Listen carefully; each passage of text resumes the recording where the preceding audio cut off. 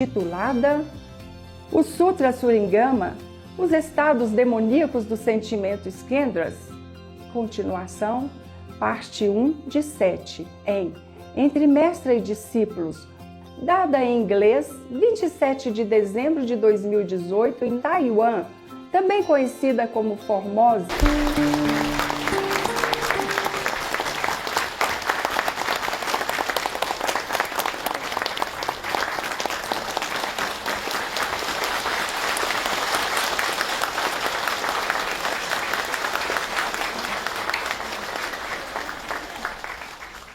Okay, I have only two older men. You have? Had? Huh? You have had? 有没有？哎呀，给你好了，好，是我的了。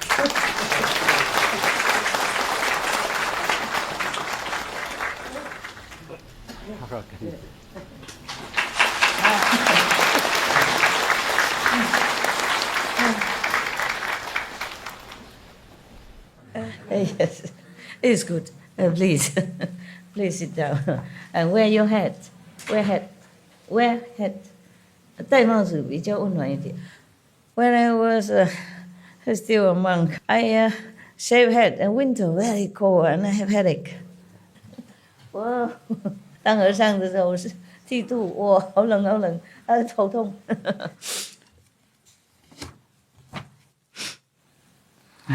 Probably is here. Yeah, that's right. I mark it here, so I can. Yesterday we were talking about this a good person when he attains some state of samadhi, and if he thinks he's a sage, then the demon of chronic depression will enter his mind. Yeah. And he might take up knives and swords and cut his own body. Terrible. Or he may flee into the wildness, driven by constant anxiety, and be unwilling to see people. And lacking proper samadhi, he will certainly fall. Today we continue. Further, Ananda, in this state of samadhi, the good person sees the disintegration of the form skandha and understands the feeling of skandha. As he dwells in this purity, his mind is tranquil and at ease. Suddenly a feeling of boundless joy wells up in him, and there is such bliss in his mind that he cannot contain it. This is called experiencing lightness and ease, but lacking the wisdom to control it. If he understands, then there is no error. This experience does not indicate sagehood. But if he considers himself a sage, then a demon that likes happiness will enter his mind. As soon as he sees someone, he will laugh, he will sing and dance in the streets. It happened, huh? Yeah. He will say that he has already attained unobstructed liberation. Lacking proper samadhi, he will certainly fall. Samadhi is a state of, deep meditation. But it can also mean that you're very stable in spiritual practice. So if you don't have enough stability when you do meditation, you might have trouble controlling your whatever state of mind that you're in, like too much sadness, too much happiness, too much craziness, too much confidence, etc., etc. He already gone so high and feeling blissful. You would think he is a sage already. No, not yet. And even demon can come in his mind. How kapa? It's very scary. There was a demon of happiness. So be careful. Yeah, I heard about some people like that. They dance on the street and they hug people, and of course people think they're crazy. And then put off many people to go and learn meditation because of that. Yeah? that they call possessed, possessed state. But he's not harming anyone. It's just that he doesn't behave as if he is a normal saint. Further, in this state of samadhi, he could be in there, but he can go further if he doesn't think that he attained everything yet. And then if he continue with this state, then he can go. The good person sees this integration of the form skandha and understands the feeling of skandha. He say he is already satisfied. Suddenly, a feeling of unreasonable, intense self-satisfaction may arise in him. It may include pride, outrageous pride, maybe arrogant, haughty pride, overweening pride. Buddha has so many vocabulary. And pride based on inferiority. My God, all of which occur at once. In his mind, he even looks down on the Tathagatas of the 10 directions. He even don't respect any Buddhas. How much the more so on the lesser positions of sound hearers and those enlightened by conditions. Sound hearers. Buddha say all the time, sound hearer. Kuan Yin. This is called viewing oneself as supreme, but lacking the wisdom to save oneself. My God, you can't even save yourself in that stage. If he understands, then there is no error. This experience does not indicate sagehood. But if he considers himself a sage, then a demon of intense arrogance will enter his mind. He will not bow to stupas or in temples. He will destroy sutras and images so extreme, become fanatic, extremely arrogant. He will say to the Dhanapatis, these are gold, bronze, clay, or wood. The sutras are just leaves or cloth. He's very arrogant, disrespecting Buddhas, stupa, statues, sutras, and all kind of holy things. The flesh body, he's talking now. He's talking to anything that's not important. He even say these are gold, bronze, clay, or wood. The sutras are just leaves or cloth. What he means is the statues or the stupas, the small memorial they make for the Buddhas or the saint. He say these are just gold and bronze or wood or clay only. There's nothing in it, no meaning anything. Yes, the sutra are just leaves or cloth even. The flesh body is what is real and eternal, but you don't revere it. Instead, you venerate clay and wood. That is totally absurd. That's what he said, absurd. He finished talking. The practitioner opinions are like that. And now, the Buddha continue commenting. Those who have deep faith in him will follow him to destroy the images or bury them. He will mislead living beings so that they fall into the relentless hells. Lacking proper samadhi, he will certainly fall. Further, in this state of samadhi, if he continue in this state of mind, then the good person sees the disintegration of the form skandha and understands the feeling skandha. In his refined understanding, he awakens completely to subtle principles. Everything is in accord with his wishes.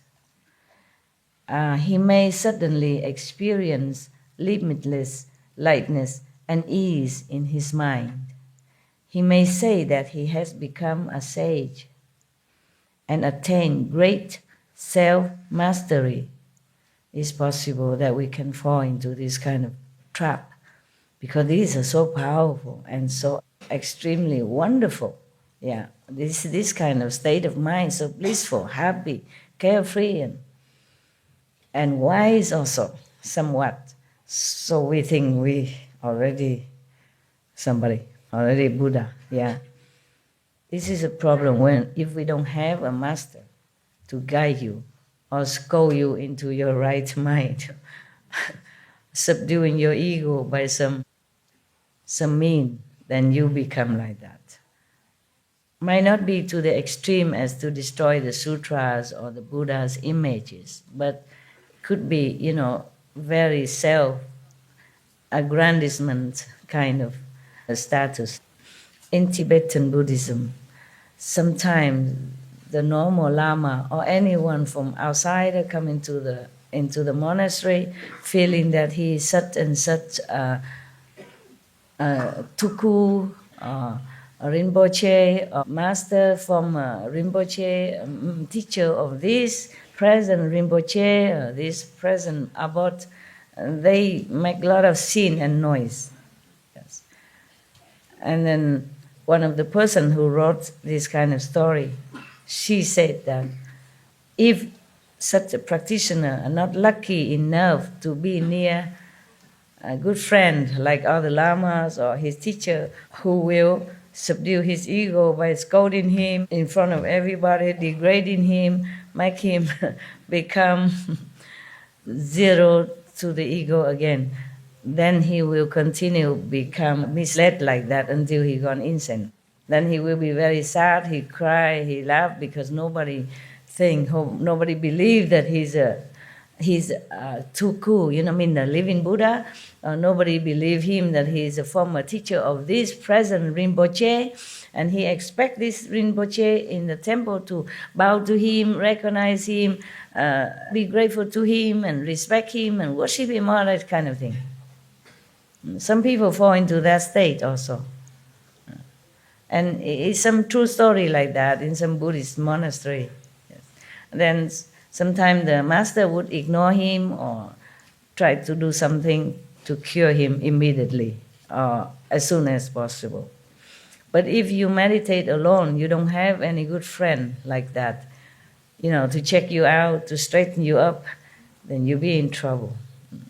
That's why meditating is also very important, that you must have a guide, yes, a good guide, who are not afraid to offend you. That would be better for your safety, yeah, and your spiritual progress. It might hurt the ego, but what is ego anyway? It doesn't matter, he won't die. If you hurt the ego, it doesn't hurt anything. It just makes you better only, right? It's better than continue to be insane or lost your spiritual merit or lost your wisdom, lost your future spiritual attainment or progress. Because the Buddha mentioned before, those kind of person even cut off the seed of future enlightenment, even cut off his body seed. It's very scary, yeah. That's why formerly, not many masters would take up a lot of disciples. Yeah. Even Bodhidharma, he didn't want to talk to no one a lot. He knows he's all deaf anyway. Just attached into rope or whatever, rules and regulation, and not really understand the meaning of meditation. So he just went to a cave and meditated for 9 years. And finally some disciple, truly a handful of them, 4 or 5 of them came and seek him out, and he really teach them. But even among the 5 of them, only 1 really understood the essence of it. The other 4, he say, oh, you are just like, you get my skin, meaning outside only. You get my hair or whatever. He meant just not yet inside, just outward only, outside only. Only 1, Huike, he's the one who attained what the master tried to teach him. And then after that, Bodhidharma left, go back to India. Yeah. They said he's sick and died, so they bury him. But when they open the coffin, there's nobody there, only 1 shoe. 1 shoe left. And the other one outside somewhere saw him with one shoe on his staff. The one shoe in the coffin and one shoe he take with him. Just to let people know that he's still alive or resurrected, that's all. Same with Kabir. Huh? The Muslim and the Hindu, they fight with each other who should take his body, because he's the master of whom, he has both Hindu follower as well as Muslim follower. So both of them fighting, wanting to take his body. And when they open the coffin, there's only 2 roses in it. One for Muslim, maybe one for Hindu. He's gone. He's not there anymore. Yeah, some master can take their body with them, resurrected, with the body or without the body. Yeah. It is said that Jesus resurrected, yeah? And then later he went to Kashmir, continue his practice with some small circle of disciples. I visited his so-called tomb. Yeah. You have to pay, no? I had to pay some money to go inside. Yeah, they come and tell you outright, money. Box. Yeah. Yeah, of course they need it maybe just to take care of the tomb, some caretaker, and they need to live of it. Nah? I have to pay. I don't have that much money, but she told me to pay, so I paid. I go inside, have a look. Ain't nothing much, just the tomb and the name. No tomb even, you don't see. It's just supposed to be there. Suppose he lived until 120 years old, yeah, in Kashmir. So maybe he resurrected and taken his body with him as well, like Kabir or Bodhidharma. Huh? All right. Good translation? Yeah, wonderful. Oh, I'm so happy. At least the Chinese, very difficult for them to come here. Not all of them have a lot of money. China is big, Not every Chinese city near Taiwan. Sometimes they have to go maybe with ox cart or something and get the bus and get the train and then get the airplane. It's very difficult. Some take 2, 3, 4, 5 days to get to Taiwan from their own home. All right, it's another one. Okay, here it is. You see sound here. Even the person who meditate in this kind, maybe another kind of meditation, when he reach this state of self-satisfaction, intense self-satisfaction, not just normal, then he becomes so happy, so arrogant. He even looked down upon those Kuan Yin practitioners, the sound hearers, and those arhats that have been enlightened by conditions, or meaning those beings who enlightened by themselves, by some certain conditions, just like other disciples of the Buddha, enlightened by touch or by the sound of the Buddha, hearing the voice of the Buddha, or by the fragrance of something, yeah? For example, like that. Just because they have probably been practicing many lifetimes already, so right now just some simple condition, they get enlightened. Huh?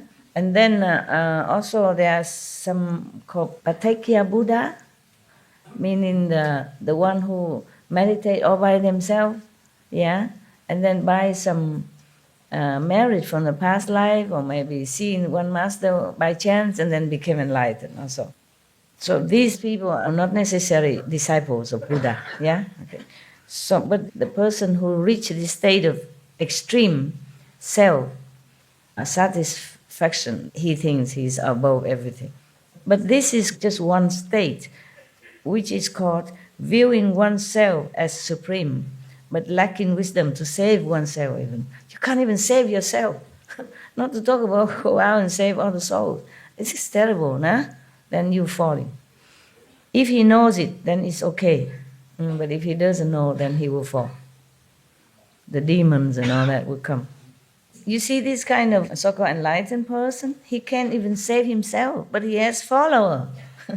The Buddha says those who have deep faith in him will follow him to destroy the images or bury them, destroy the Buddha statues and all that. He will mislead living beings so that they fall into the relentless hell. Bad one. Lacking proper samadhi, he fall. He fall, okay, one person might be okay. but because he's misleading others as well. That is a problem. So to choose a master is also a very difficult task, not to talk about being enlightened or become a master oneself, eh? Poor beings, I'm sorry, I'm telling you. Living in this world is like in a jungle, in a maze or something. You can never know. You don't even know who is your master even. You don't even know who is what. Yeah? How can you even know who is a master even? Yeah? This kind of person who attained this kind of samadhi already can talk, have eloquence, yeah? Convince people, especially those who has no idea about meditation or dharma or anything. Of course, they would be more in trouble. And not just following him, but even fall into hell. This is really tragic. If you blindly follow him, it's not your fault. How come you even have to go to hell? What law is this? I want to tell you, I'm very angry sometimes with the so-called rules in this world and the Maya and all that. That's why I work day and night, because I cannot bear all this kind of injustice and pain that measure upon all beings, the animals, the humans, anyone, any alike. No one escapes. No one, they would even relent. Yeah, the animals, what can they do? Or even human, what can they do? Huh? They heard that, okay, God is great, Buddha is great. They want to follow. They want to learn. They want to be enlightened. Huh? They want to get out of suffering. What have they done wrong? But you are not me. You cannot understand my pain in the heart. Because what have they done? What have the people done? Even if they follow the wrong teacher and wrong view, what have they done? They no harm nobody. If they go on the street and say, oh, I'm great, because they misunderstand their greatness, they misunderstand their spiritual value. What have they done to anybody? You got that? You understand my anger, my pain? When they talk nonsense and they apply this kind of cruelty on anybody, I mean, really, on anyone. Imagine. Hell is not fun. Huh? And relentless hell even. Just because of wrong view. My God. I see only pain. That is unjustified pain and suffering for the innocent. If somebody kills somebody, okay, maybe you go to hell, fine. It's just stupid, follow the wrong view. And this man, he has no proper guidance, teacher. So he fall in the wrong state of attainment. That's all. And go to hell. And Buddha won't tell lie. You know what I'm saying? Just put them into hell just like that. Huh? Wouldn't you be angry? If it's your children, you would do more than that. For me, these helpless people are like children. Understand me? Because they don't know anything. They're just like children, easily being cheated, seduced, misled, yeah? It's like those innocent teenage outside. The drug people use their innocence to seduce them into bad habit, and then they become bad. Because they have no money to buy drugs, then they go steal, they go do this and that, and then they become criminal. Just like that. No matter if the Maya right or wrong, it's all wrong. It's all wrong to punish people for the things that they don't know what they're doing. Yeah? That's why Jesus forgive those who crucify him, because please, Father, they don't know what they're doing. Truly, they don't know what they're doing. Even animals feeling sorry for humans when they're killing them. They're going to kill them, they cry. Not for them, but they feel sorry for the humans. Because they don't know what they're doing. They will get a lot more punishment than the animal just get. See, the animal just being killed and dying, however brutal, but die. But they don't know, the humans who kill them, don't know, they go to hell for I don't know how long and being punished and being tortured forever. You know, like the story I told you about the man who killed chicken to make soup and sell? Yeah. Lucky Kuan Yin Bodhisattva interfere. Otherwise he would continue being, in hell forever. Not just swallow some hot coal and then being free and giving another chance again. You see that? That was a true story, nah? But then how many people would believe him and quit their crude way of life? Not too many. You can see that. You can see. How many people in Vietnam would read the story and even believe it? Huh? Oh man, there's endless suffering in this world. Further, in this state of samadhi, the good person sees this integration of the form skandha and understands the feeling skandha. In his refined understanding, this is more refined now, he awakens completely to subtle principles. Everything is in accord with his wishes. He may suddenly experience limitless lightness and ease in his mind. He may say that he has become a sage and attained great self-mastery. This is called attaining lightness and clarity due to wisdom. He's already something big shot. If he understands, then there is no error. This experience does not indicate sagehood. The Buddha passed through all this, otherwise he wouldn't have known to teach you, okay? But he mastered it, yeah? Even the Maya sent some beautiful girl, sexy, come dancing, seducing him. He say, get lost. I know who you are, get lost. Same, Jesus meditate in the desert 40 days, remember? So Maya come and tell him, if you respect, bow to me, I give you the whole world. What did he say? Get lost also. Okay, now. But if he considers himself a sage, then a demon that likes lightness and clarity will enter his mind. I'm telling you. So cut it off if you think you're Buddha, yeah? Cut it off, all of you. Whoever telling me that you're on a 7 or 9 spiritual plane, yeah. Claiming that he is already satisfied, he will not strive to make further progress. That is the problem with all these stages that we have mentioned, that the Buddha has mentioned. You feel too good. You never felt like this before in your whole life. It's something new. But these are just toys. It's like children, you have good toy, bad toy, or more enchanting toys, and more new toys, more inventive toys, but these are toys yet. If he's satisfied with that, he will not know all the real toys. He play with the small cars, he didn't know there is a real one. Yeah. Oh, this is a problem. Yeah. If we are not satisfied with that, then we go further. But if we think we're great already, then we stop. That is a problem. Yeah. It's a pity, yeah? For the most part, such cultivators will become like the unlearned bhikkhu, monk, unlearned monk.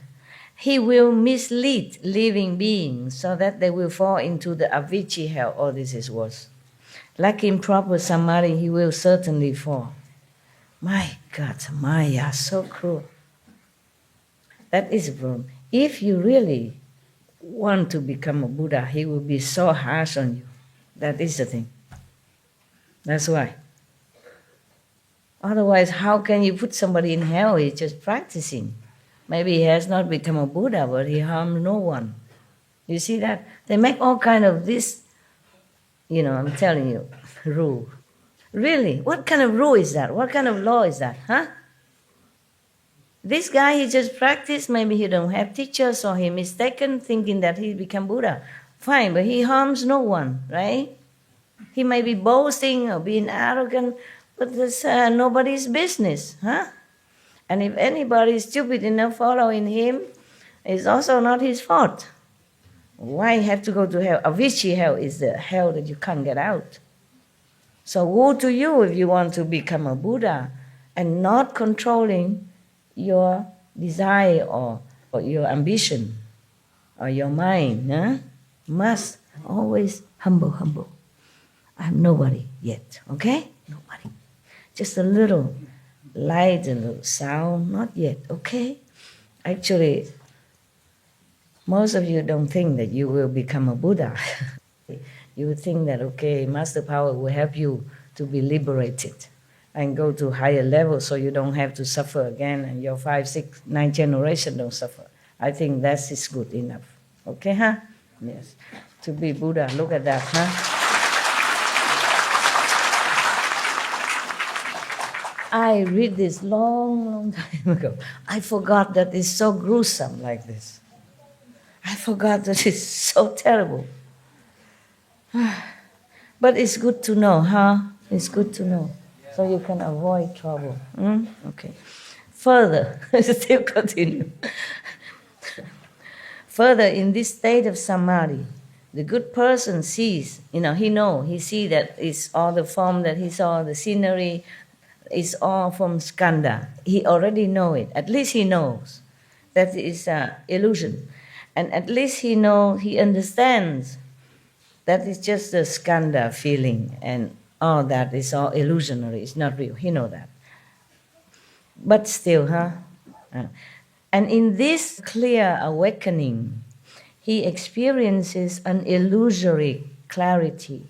Within that, suddenly he may veer towards the view of eternal extinction, deny cause and effect.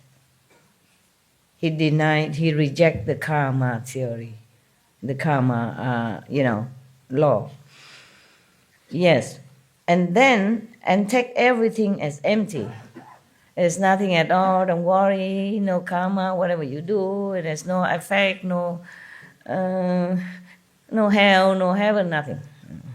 The thought of emptiness so predominates that he comes to believe that there is eternal extinction after death, meaning there's nothing after you die. Yeah, he's so convinced because he sees so many things, he sees all the 10 directions, and he sees that all the elements that made up his body, it's just illusion anyway. During samadhi, he don't feel he has a nose, a hand, ears, eye, nothing, no body. So he feels that this is nothing really real. So when you die, also finito. This is bad. You know why? Because then you can do anything without fearing the consequences of the afterlife, without fearing hell. Maybe because of that, someone has attained this state, or following someone who attained this kind of view, they become fanatic. Nothing that can scare them. Nothing, or illusion anyway. But this is called the mental state of samadhi dissolving, so that one loses sight of what is right.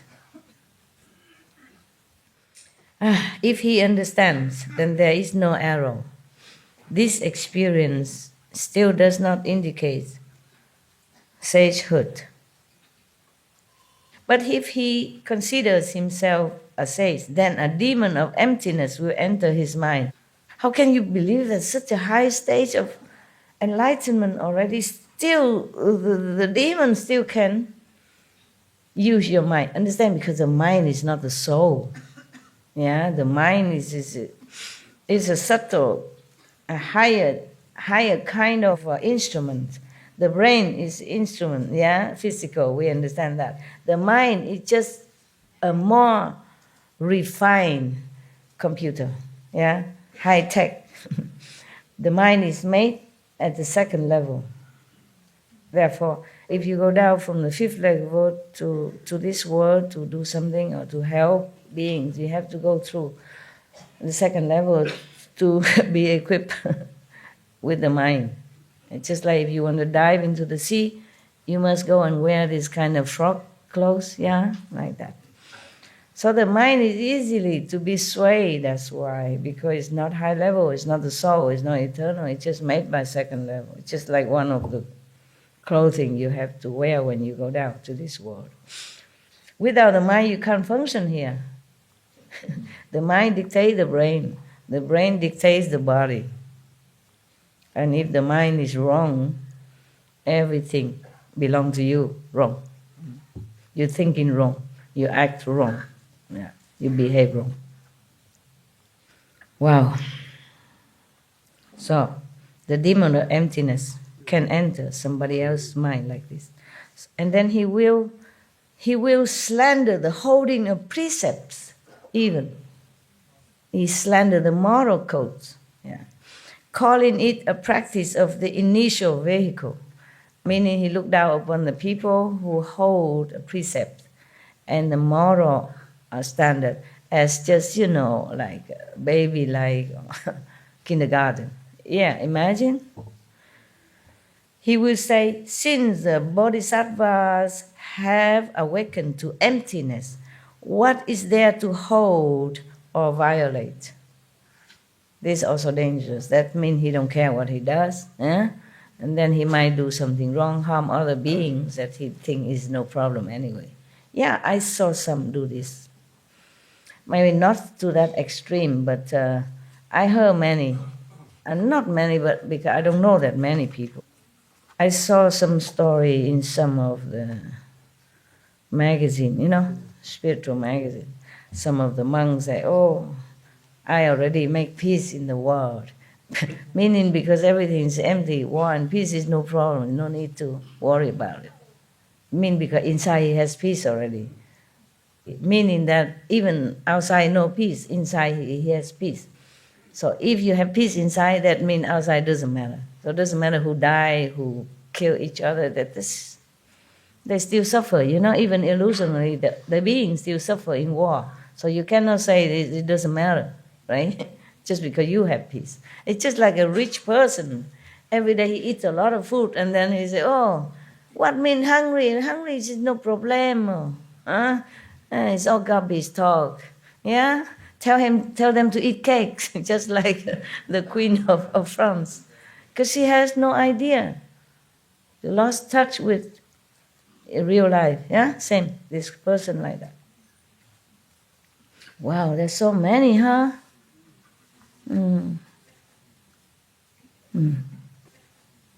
There's so many. But the Buddha has also told you here how to guard yourself and how to continue progress. Yeah, if we have time and continue further, okay? Right now, I continue with the demon, so that you will recognize when they come, and then you can protect yourself, okay, and go for higher. Oh my God. Okay.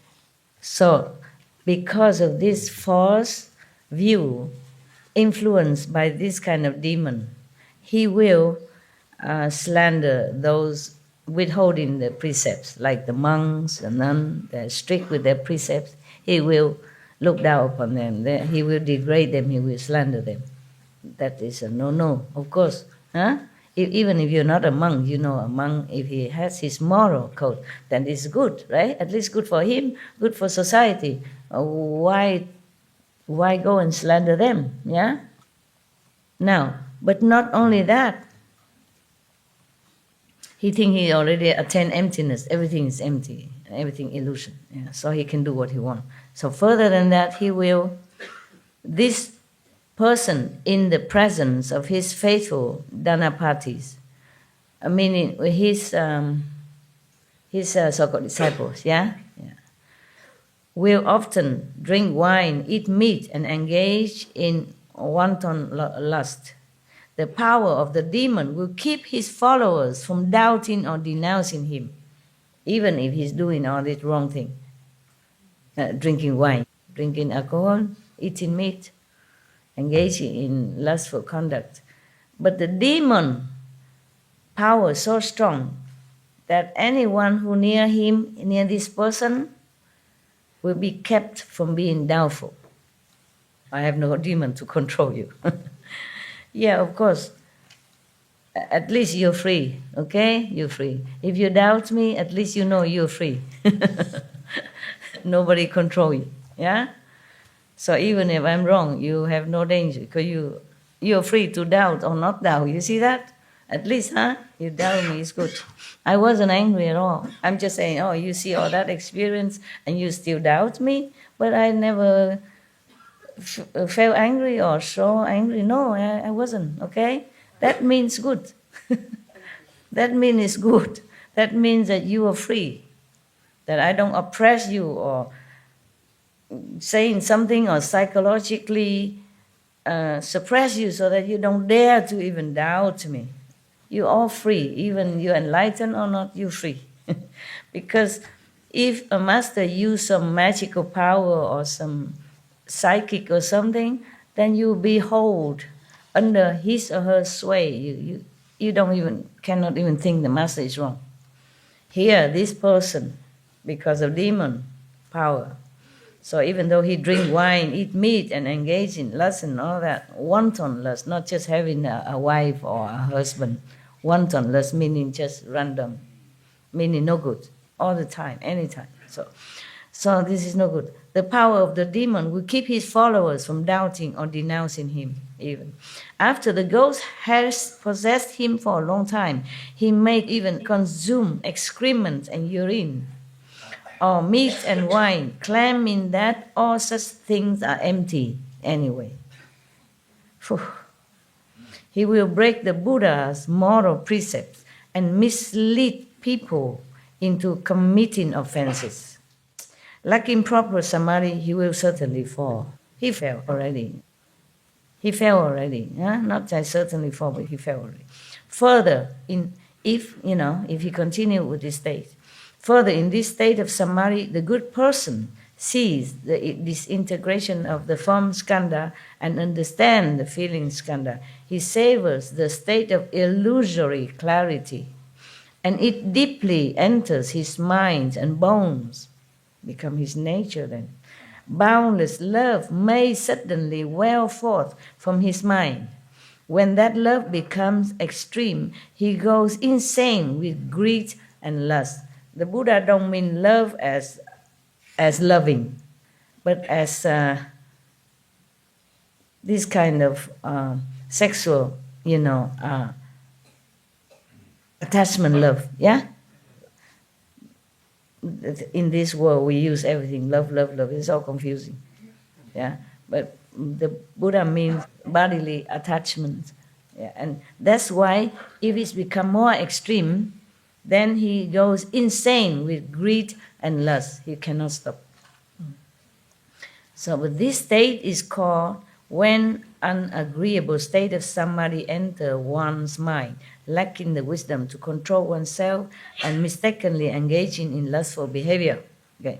If he understands that it's just one of the state, okay, then it will pass. Then there is no error. This experience does not indicate sagehood. Of course not. How can you are sage if you still have greed and lust? But if he considers himself a sage, then a demon of desire will enter his mind. Oh God, so many demons. When we will even see any bodhisattva enter somebody's mind and help something. I want to turn the table. Yeah, really. Just demons all the time is not fun. The Buddha and Bodhisattva, why are they so gentle? Why don't they just do something? Turn the table, huh? Oh man, I have to look into this. I don't like it. Yeah. I really don't like it. That's not fair. I don't like it that the Buddha has to suffer so much life after life, kalpas after kalpas, so that he can just save a handful of his disciples like that. And still being slandered, still being doubted. I don't like that. Never mind if this is all illusion or life after life, illusion or not, never mind. It is still suffering. He still has to carry on the flesh body. And when you have the flesh, you suffer. Huh? He even has to become animals or insect even. Like I told you the story about the gecko and all that. And then the demon of desire will enter his mind, then he will become an outspoken advocate of lust, calling it the way to Buddhi. Oh man, you know one of them are like that. Not long ago, some years ago. Yeah, advocate lust, for sure. That is true. I saw it printed. He's preaching about lustful encouragement, printed on newspaper. It's printed like that. Yeah, I was surprised, but a lot of people follow him. And they worship him. Oh, I heard many stories. It was really true, eh? You know that. Yeah. So many people. If you think I have a lot of followers, oh. It's just 1 centimeter what I have as followers compared to 1 meter long or 2, 3, 10 meters. It's very appealing to the world of people. Very appealing. Yeah. They calling each other, come here, come and have a look, come and listen here. They selling things, they go there, selling their house and stuff. You go there to listen. I went all over the world and look at how many I have. Don't even have a house for you. I'm telling you. Okay. If that was so easy, yeah? I'm too strict, Must be vegan, huh? Must meditate 2.5 hours, nah? Must keep the 5 precepts, yeah? Who like that? How many people want to follow a woman who asks them to do this kind of thing against their own habit and nature? So don't compare me to other masters. I don't have a lot of disciples for sure. I don't care. If you're my disciple, so-called disciple, you must meditate, eat vegan, 5 precepts, and that is that. No bargain, okay? Okay. Yeah. If you're my disciple, so-called disciple, you must meditate, eat vegan, 5 precepts, and that is that. No bargain, okay? Okay. Yeah.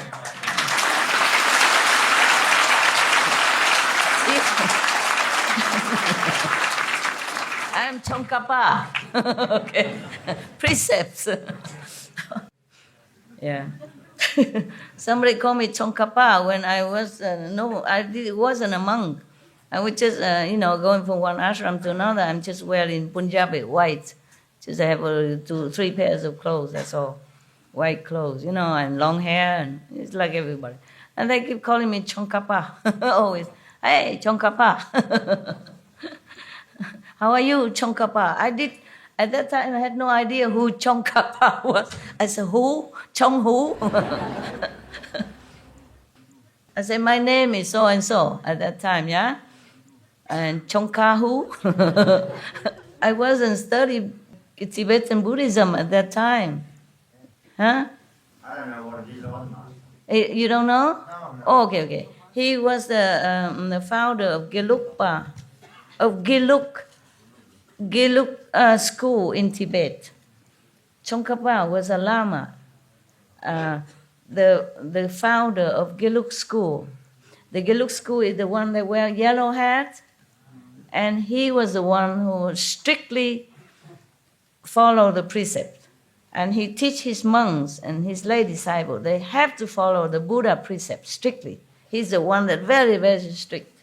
No meat, no wine, no marriage, no woman, no violating any precept at all.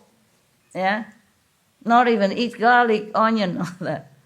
Very strict, Tsongkhapa. Okay? And he's supposed to be the first Dalai Lama, but he doesn't want. And people wanted him to be king of Tibet. He also did not want. But he's a king of Tibet in people's heart. And he's the Dalai Lama of all the Dalai Lama. He's a real monk. Yeah? Because he wants to revive the Buddhist tradition in Tibet. Yes. So there are many traditions in Tibet. Yeah? Tibetan Buddhism. Yeah. Some yellow hat, red hat, there are different traditions. Some tradition, maybe you could also marry, maybe like that. Therefore, he said, no, monk, no marry, no woman, no wine, no meat. Yeah. So he's the one that's famous for very strictly adhering to the precepts of the Buddha. Very famous for that. I knew it only afterward. After they keep calling me Tsongkhapa many times, I go to the Tibetan library and asking, who is Tsongkhapa? And they also don't know very much, but there's a book, Tibetan monk, you go and look. And there was some in English. So then I learned about that. I don't know much more, okay? That's all I knew. That he is very strict with precepts. Yeah, other tradition, other Lama or Dalai Lama, I don't hear about this strict precept. Only Tsongkhapa was very strict, okay? He's supposed to be the first Dalai Lama, but his successor become official Dalai Lama, mean the ocean of wisdom. Okay? Thank you, Master. You're welcome.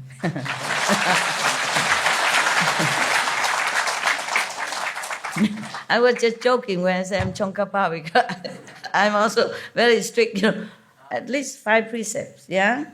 5 precepts is the parents of all other precepts, yeah? Because if you don't kill, then of course you become vegetarian or vegan, no? Vegan, huh? If you don't tell lie, then you would not slander other people because you don't know if it's true or not, yeah? And you keep quiet because everyone is Buddha, you don't want to slander him, yeah? Many other precepts, the 5 precepts, and further on is the 10 precepts for the other high a little bit, but 5 precepts, good enough. If you keep the 5 precepts as a lay people, that's okay already. And be vegan, meditate, okay? Be good, be compassionate, helping others, whatever you can. That's all I ask, nothing else.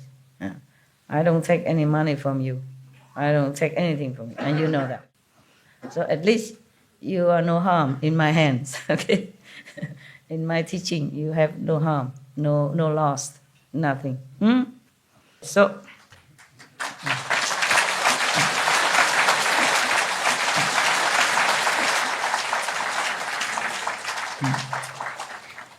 boundless love. This is not a very good translation, meaning some overflowing kind of desire for physical love. That should be a better translation, okay? But maybe for lack of words, the translator used boundless love. Normally we use boundless love in connection with God or Buddha or saint, yeah? This is not the love that it meant. Otherwise, it wouldn't say he goes insane with greed and lust. So it's not a good translation. So I just want to tell you, boundless love in here is not correct, okay? So this state is called when an agreeable state of samadhi enters one's mind, lacking the wisdom to control oneself and mistakenly engaging in lustful behavior. Yeah, we went a little bit astray because I remember the incident. I remember that person. Yeah. Because he truly did not mean to cheat anybody, yeah? But this experience does not indicate sagehood, yeah? Not only he himself may be engaging in lustful behavior, but he encouraged and he praised it.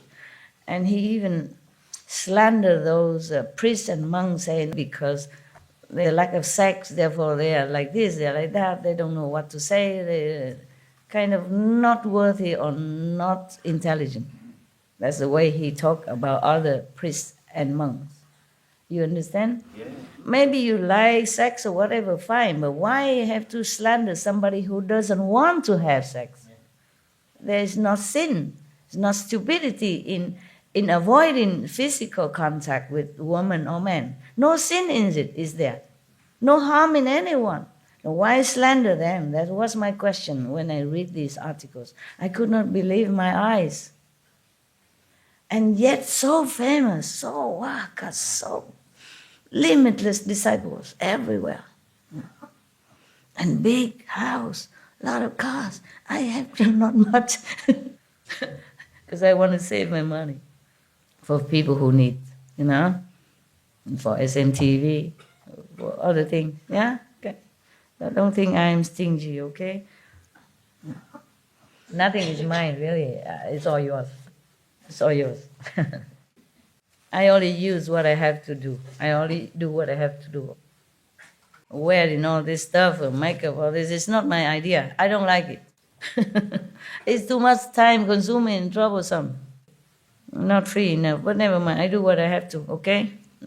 Yeah, you even have to become prostitute if you want to save sentient beings. So for me, just a little lipstick, high heel, it's okay. It's bearable. I complain, but it's bearable, okay? At least I look pretty to you. Oh, woman. Now, what I'm saying, so really, truly, this state exists, huh? Oh, that's a very high stage already. Imagine you go through so many stages and so many demons before you can arrive here. And then the demon of lust and greed catch you. Oh, God. Oh, please protect all beings. We could never get out. If there's not a mercy from God or saints, we could never get out. Don't you think so? Definitely. Never, Con. Never get out. Never. You already so high here. See all the scandal, dissolve, everything is illusion, knowing this, nothing. And still fall into this emptiness and desire stuff and doing wrong thing. And leading hundreds of thousands or, I don't know, millions into wrong thing. And slander the virtuous and moral people. That is the worst thing that you could do. Maybe you fall into your lustful desire state yourself, okay, but not slandering the morally sound and virtuous monks and nuns and priests. That is no good. That is terrible. That will earn you hell for a long time. I hope the Buddha will mercy and save those people who are misled, at least.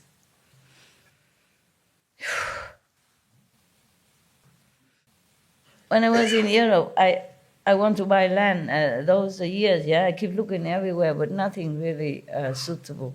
Maybe it's not the time, maybe not meant to be. And then I asked the people, those monks and nuns who take care of the money department, I say, how much do we have? How much money do we have before we go looking for land? I don't want to borrow money. I pay for what I want, and if I don't have money, I just don't buy. Very simple philosophy, right? Even for you, if I don't have, I don't buy. I don't want to borrow. If I die tomorrow, I will own a debt, then I have to come back be a master again. Oh, God forbid. Anything but not that. If you have been a master all the time, you can't be anything else except some kind of master. Remember, I take my vow, like I will save all my, I say, even if I'm born as a human, although very suffering and the life is nothing good here for me, but still much better than beings who fall into hell and suffer every day, every second. So if I have any merit at all, at that time, my two monks, nuns, teacher tell me to make a wish. I say, if I have any merit at all from now, past life or in the future, I will give it all to the worst suffering beings. And then I can be reborn again as human, as long as I can be a human again. And I earn more merit. Just don't put me in hell because I cannot earn any merit there. Just let me come back to become a human, even though human life is nothing interesting. It's suffering, but still better than be hell like other people. So I can share my merit, whatever I have, to those people, to the being, the worst one, the worst suffering people. And then all the incense girl, remember that? Yeah. If I knew what it is, I probably did not. No, I should have known. My soul knows. That's what I'm saying. If you practice spiritually, even if you were reborn again as an ignorant woman, you will not lose it. Otherwise, why would a girl, 20-something years old, seriously in front of the Buddhas and the monks' teachers, make such a vow like that? Yeah? Why? Nobody teach me that. It's just natural because I had those seeds in a former life. That's why I make such a wish. And normally you would wish, okay, I have a good husband, no? Be rich, or at least something, or maybe help me to be enlightened, at least, something like that. But no, I want to give all my merit to the most suffering people, most suffering being, and content to be reborn again as human, so that, all the merit will be given away. So if I have not studied before somehow, with some enlightened master or being a master or something to do with that, I would have never come to this thinking to make a wish like that, right? It's logical, right? Yeah. I only met the monks a few weeks before that, and I only read Amitabha Sutra or Guanyin Bodhisattva. I have not even been given this sutra yet. I wasn't worthy to be reading this. Yeah, my teachers say that. It's very good. They subdue my ego. Yeah, they praise me that, I want to be Buddhist. This is very good. You have good merit in the past, for sure. But still, on the other hand, they put me down. You are not worthy to see this sutra yet. They give me some small medicine Buddha, some very harmless and simple. Guanyin Bodhisattva, if you recite her name, she protect you, something like that. But this one, no. After a while, she gave me Kristikapa Sutra, the Buddha that stay in the hell. Well, not this one, no. After a long time. So at that time, nobody teach me anything about dedicating merit to the other suffer being. So it must have been the seed from former life. Yeah, that's why I told you, if you practice now and you're humble enough and you just don't think you are sage, then even if you die and you have not reached the complete liberation, you still have the seed in you, and you continue being a good human, yeah, or being a charitable person and earning more merit, and then continue your path, yeah. But I don't want to let that happen to you. Even if you're low or high, you go up first. Don't stay here. No.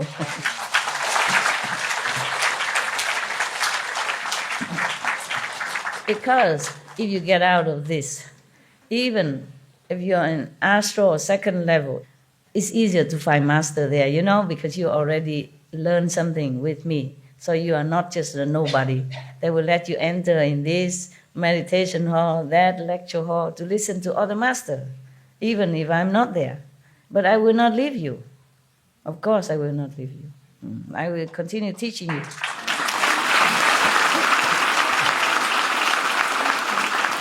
Thank you. All right, then. So if this experience, of lacking wisdom to control and mistakenly engaging in lustful behavior, so he's just mistakenly thinking that he's good. And the demon, I guess, oppressing his mind, make him do this, yeah. But if he does consider himself a sage, then a demon of desire will enter his mind. Yeah, he will become outspoken advocate of lust and all that. Yeah, it was really, my God, an obvious example of this state. The guy just mistaken and be in control because he could not have enough wisdom to control himself. So it says here, lacking the wisdom to control oneself and mistakenly engaging, mistakenly only. But because of that, even have to go to hell, believe it or not. Oh, the Maya, they are mostly more after these practitioners, any practitioners, because they don't want them to become Buddha. They don't want them to attain the stage that they could be powerful enough to save even one more soul, not to talk about save a lot of souls. Yeah, it's to be pity actually. Whoever that was, just a victim. Yeah, he could have continued further. But the problem is that when you attain a little bit of something, maybe you have some light or you have some wisdom, some eloquence, then the other people come. Bravo! And they worship you, they touch your feet, they boost your ego, and then you cannot get out anymore because you have to continue talking to them. and satisfy their desire to want to listen to you. For example, like that. And this is a trouble. And especially if you talk like just the way they want, no need to do anything, no need to eat vegetarian, no need to meditate, everything is all empty, yeah? No sin, no merit, nothing. Okay, but then he will teach this person who has been possessed by the demon of desire. He will teach his lay followers to indiscriminately engage in acts of lust. He even does that, teach his followers to engage in all kind of lustful, calling those who commit acts of lust heirs to his teachings even. Encouraging, he's so blindfolded by the Maya, by the demon. That's the problem. So the power of spirits and ghosts in the ending age will enable him to attract a following of ordinary, naive people numbering 100, 200, 500, or 600, or as many as 1,000 or 10,000. More than that. At that time, the Indian population is small. So the Buddha cannot think that it should be manifold than 10,000. Yeah. When the demon becomes bored, it will leave the person's body. Once a person's charisma is gone, he will run afoul of the law. He will mislead living beings so that they fall into the relentless hells. Lacking proper samadhi, he will certainly fall. Fell already. Ananda, all 10 of these states may occur in dhyana as one's mental effort interacts with the feeling skandha. Dull and confused living beings do not evaluate themselves. Encountering such situations, in their confusion they fail to recognize them and say that they have become sages, thereby uttering a great lie that will fall into the relentless hell. In the Dharma ending age, after my nirvana, all of you should pass on the Tathagata's teachings so that all living beings can awaken to their meaning. Do not let the demons of the heavens have their way. Offer protection so that all can realize the unsurpassed way. Okay, there are more stages of enlightenment and cultivation after this. So the Buddha has just finished all the explanation about the traps and the demons who are not really good at all for any practitioners. The vulnerable one without teachers. Yeah. That's why the person who encourages people to have lustful action always say he has no teacher. He don't need any teacher. He himself always a teacher, being a teacher, never a student. Yeah, he say he's never a student. He has many teachers, but he is never a student. Yeah. So there are more, but there are 60 levels of sagehood even. Yeah, that is the following. Okay. So many. Yeah. There are still demonic influence during all these 60 stages. So we will never finish, huh? Yeah. Okay. We stop for now. We can just chat, or you may ask me any question you want. Okay?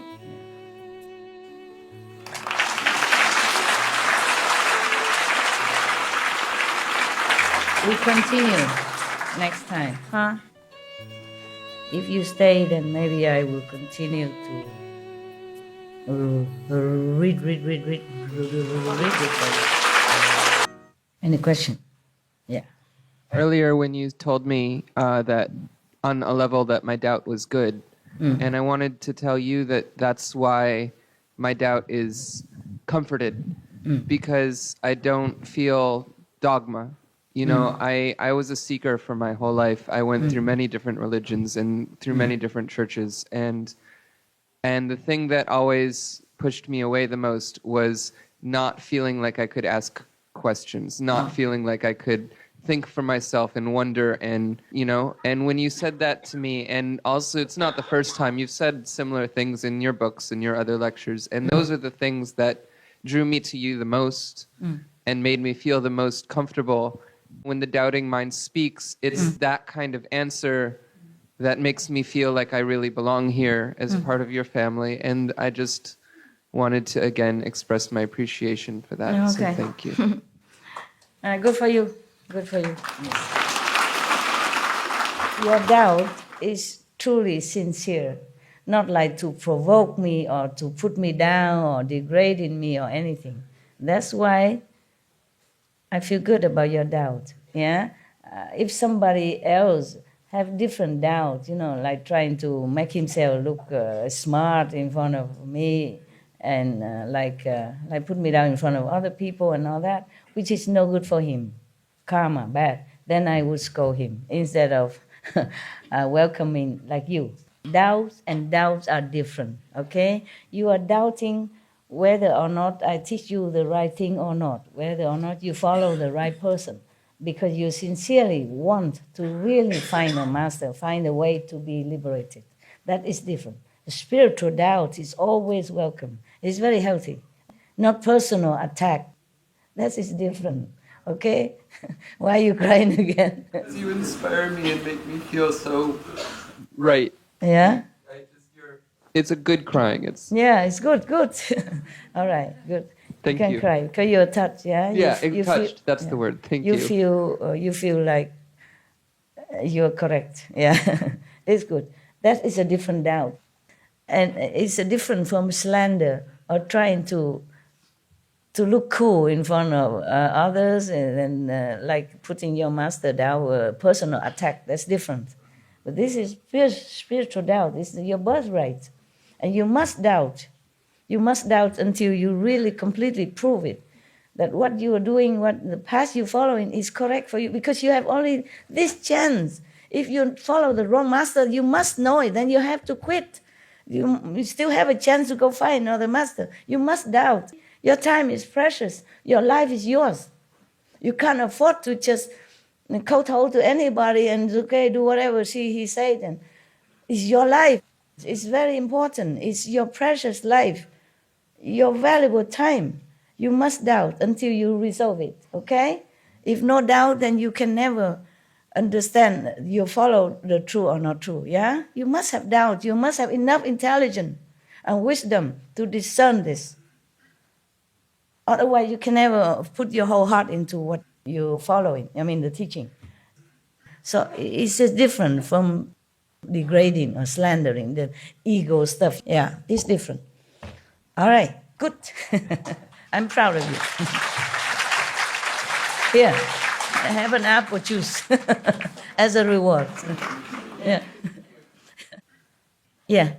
Master, if it's possible to you, change the rule of the Maya. Change the rule of the Maya in this world.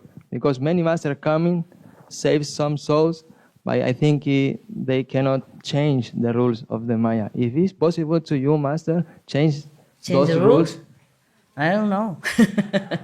I think so, because I have not tried. I don't know yet. I'm just fighting. I don't know if it can change. But at least we have something good. We have peace, many peace nowadays. It's just newly peace in Yemen, yeah? Yeah. We have peace, one peace after another these days. I'm happy, yeah? Okay? And you are vegans, yeah, at least how many lives, suffering saved, okay? At least that. And furthermore, I cannot promise. I also don't know if I'm big shot or anything. I try. I'm just angry with Maya, and I argue with him all the time. Yeah. Yeah. And I don't think he can beat me in arguments because I'm right. Yeah. We know, Master. I'm not like arrogant or anything. What I mean is, what I say is logical. How can anybody put somebody in hell to suffer relentlessly just because he mistaken that he's a Buddha? He didn't do anything on purpose, yeah? It's just a Maya influenced him. And he has never had such a blissful state before in his life or any other life, yeah? Somehow he's lucky enough to reach there. So if he mistakenly thinking he's a Buddha or he has reached God, is it no sin, is there? No. Unless he misleads somebody else doing something bad, like advocating for lust or steal or greed, then it's no good, of course. But the other state before that, they do nothing wrong, for example, then still go to hell. That is nonsense. That is a blind revenge. It's nothing good. So I don't know if I can change completely the rules, yeah? Because maybe I don't have enough support from humans, yeah? If people believe what I'm saying, then I have more support. But not all of them do. Some of them even not just reject, but slander and making more trouble for me. And the Maya say, you see? Nobody have respect for your view. Just like Buddha say, I can live forever, Ananda say nothing. His foremost closest associate, disciple, every day with him. And many lifetime also, not just this lifetime. The Buddha always with Ananda. Even when he was animals, or just a normal merchant or something, Ananda always nearby, do something with him. Yeah. Even one time, Ananda was a king, and the Buddha was an elephant, and then that elephant also will come to Ananda, for example. They're always together. Even then, he had not awakened enough to say, Buddha, then please stay. Yeah. And then the Maya comes, see, nobody wants you. Even your foremost disciple, he did not express his desire to want you be here. Maybe because he doesn't want to continue to be your attendant and serving you forever. Maya, talk anything. Maya can lie even. Oh, I scold him endlessly. You have no idea. I scold him a lot. I say, you liar. Yeah, he tried to make trouble, tell me lies, a lot of lies. And sometimes using the name of some heavenly being to tell me stuff. But I know. I scold him a lot all the time. I say, this is really petty. This is below even Maya's dignity. Don't do this again. In my eyes, you are just worse than dust because you tell lies. Yeah, there's no end to this Maya stuff. Yeah. I don't know why he had to resort to lying to me. Yeah. Okay, any more questions? Tell me. La maestra dijo que necesitaba soporte para que quizás pueda cambiar las reglas del Maya. Entonces quiero preguntar a la maestra si quizás no tenga tanto soporte, pero con algunas almas sinceras es suficiente como para que la maestra pueda cambiar las reglas del Maya por el bien de las futuras generaciones. He's asking if you don't have enough support of the humans to change the rules of the Maya, but if you have enough sincere, a few sincere supporters to support you. Do I have? Yes, Master. Yes, Master. If it's enough, si es suficientes. Oh, gracias. No sabe. I'm not sure. Okay. No seguro. No sé. Okay. Thank you. You're welcome. Of course I want that, yeah? But I'm not sure how is it going to be, okay? All right, come here, brother. From your teaching before, yes. I've learned from you that, like I said, I've read the Bible many times, but I didn't fully grasp it, digest the meaning of it. But when I listened to you explain the sutras and some of the things that you've said about the Bible, earlier I did not get the connection. But now I can get the connections from all of the things that you said. And the relationship like you and Christ Jesus. And people don't see the real connection that like you have. Yes, I do. Oh. For example, Jesus said that I'm going to prepare a place for you. He said that to his disciples. In my Father's house there are many abodes. Oh, yes. And so when you tell us that you're taking us to up above the fifth level, it's the same thing. You are preparing. I forgot he said that also, didn't he? Yes. It's the same thing. You're preparing a place for us. Oh, and yes, he did. And he said, where I will be, you will be with me always. Oh, yes, he did, right? And the same thing. So you remember everything. I don't remember all this. Oh, yeah. And we know that we will always be with you. I remember now that I know that. It's just that it didn't occur to me. Just now when you told me, I remember I read those. And the same way you're fighting with Maya for us. Christ said the same thing. He told his disciples that he prayed for them.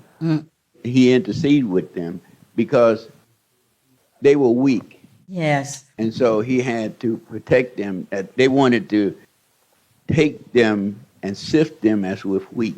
Yes. But he spared them, leave them alone, or give them some break, or give them some leeway. And so you're the same way with what you're saying to us now, that you don't like what's going on in this level of heaven, where you have to reap what you sow, because it's too tough. Yeah. Christ said the same thing. Yeah. That it's impossible for us. Impossible. The He way said I it's see. impossible. Yes. But God, with God, yes, all things are possible. It's right. That's right. If no God, we just don't. If it's not God's grace, we are doomed forever. And I've seen the way that Christ got angry at all of the things that were going on when he went in the temple, and he was very angry. Yeah. And so I look at the comparison. Like, for example, Christ said he sent a comforter. Yeah. And so you're the comforter. Oh, you because sure? You are taking us up and you are helping us to get in place. I would like to, of course. I see all of the things, and it's just become amazing to me. And we're so happy that you're fighting for us. I'm happy too. Thank you. He makes it also more clear, right? Yeah. I did not remember all that. Yeah. Yeah, now that you tell me. I was also very hot-tempered when I was younger. I was just a newly nun, not nobody yet, okay? I went to a temple because there was a nun who lives there. One of your sisters have a mother who became a nun and stay at home there. And next to her home, there's a real temple. And one of the nuns is the abbess of that temple. That is no concern with her, yeah. So of course I went there to see them, just because your sister, your spiritual sister took me there, yeah, just to stay for a few days. I had no home then. There. And then in the morning I went out, I saw some men, he's all with short, no dressing. He went in front of the Buddha, like the Buddha statue is here, yeah? He stand right in front of the Buddha, not inside the altar place, but outside in the balcony, in front of Buddha, and he do this kind of, I don't know, indecent kind of exercise. He just exercise, of course. It's none of my business, but I was very angry. I go and scold him. I said, you get out. You cannot do this in front of the Buddha. You bad man, bad. You have to respect the Buddha. You can do this and that, like those grinding and whining, this kind of. And in a short, I say, you come to the Buddha temple, you must wear clothes. You cannot do this. I scold him so loud. And he say, is it your temple? I say, I don't care whose temple. It's the Buddha's temple.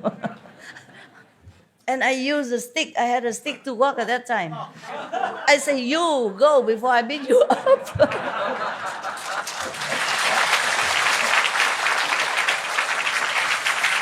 kind of nun, you know? Not even 1.50 meters. Got a stick and the man is big because he exercise, you know, he's big and muscle. I say, you get out now before I beat you up. And I chase him out of there. Don't come back again, huh? Very bad temper. Oh. But I feel this is very disrespectful of him. There's so many places you can exercise, huh? You don't go in front of the Buddha altar, huh? And then this and that, with just a little short on you or nothing else.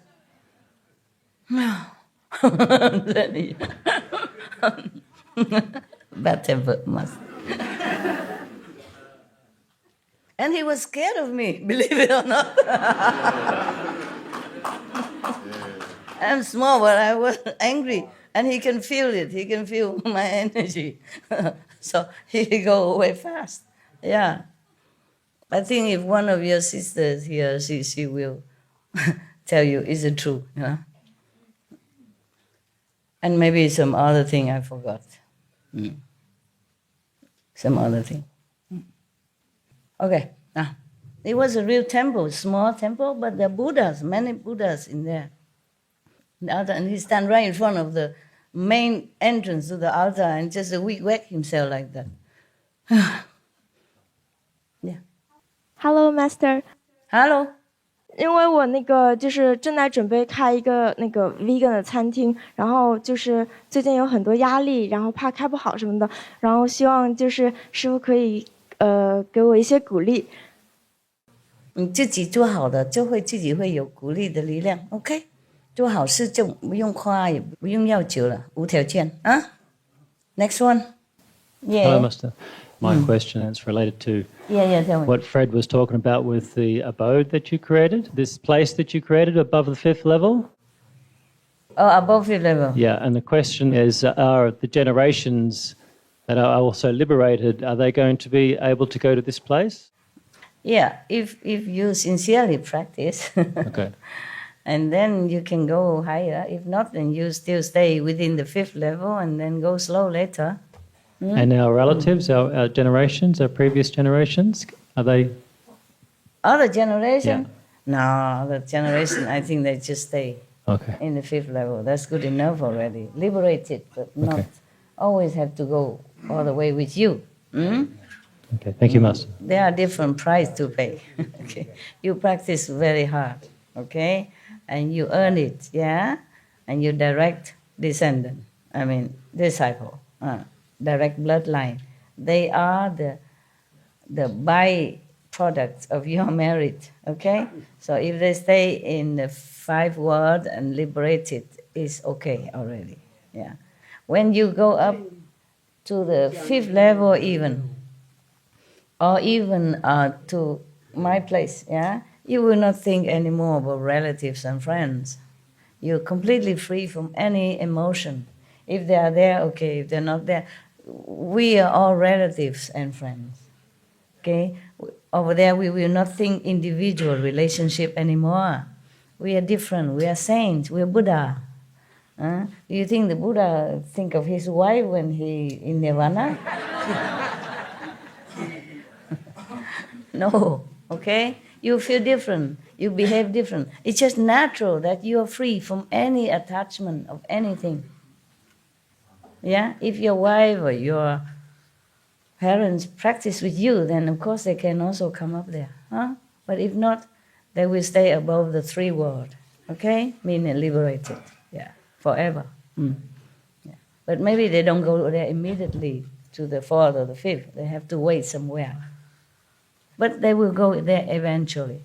But they're not necessarily coming with you, because maybe they don't have faith in me. I cannot force them. Thank you, Master.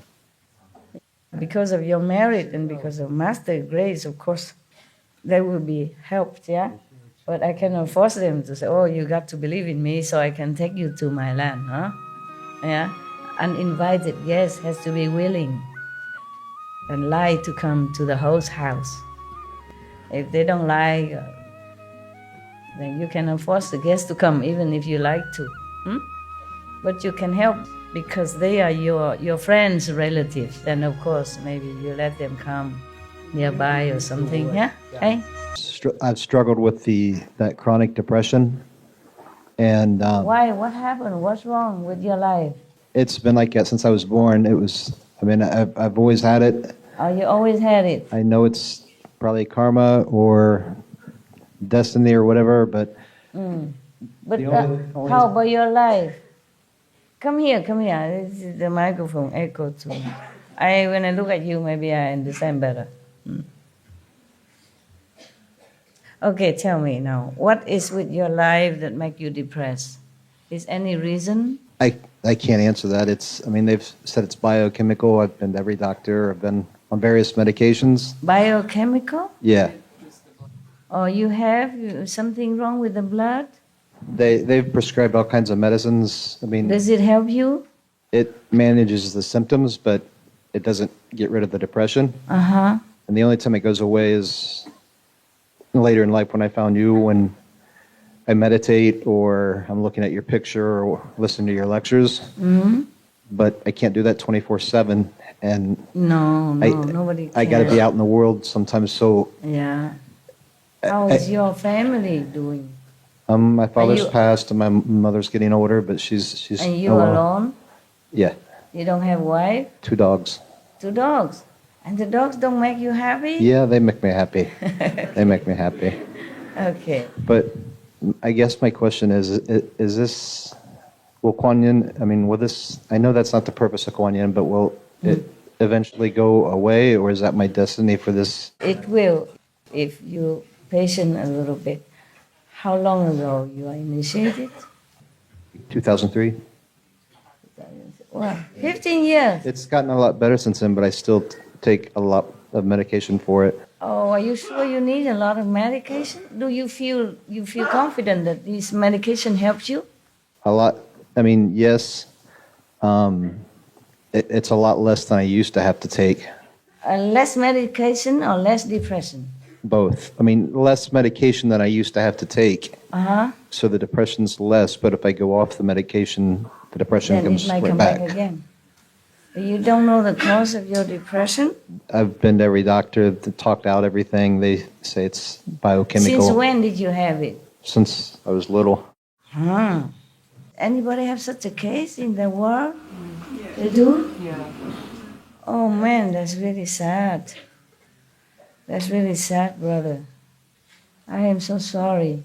Can I give you a hug, maybe? Please.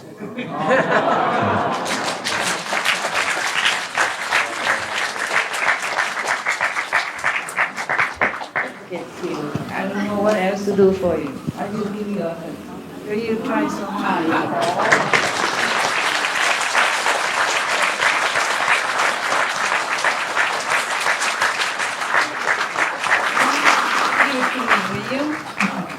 Give it up to me. Huh? Free yourself. You're the only one who can free yourself. Hmm? Look at the bright light. Are you financially okay? Just your mother nagging you or something? No. Just inherently like that. I'm sorry, brother. You're so handsome. Maybe find a girlfriend?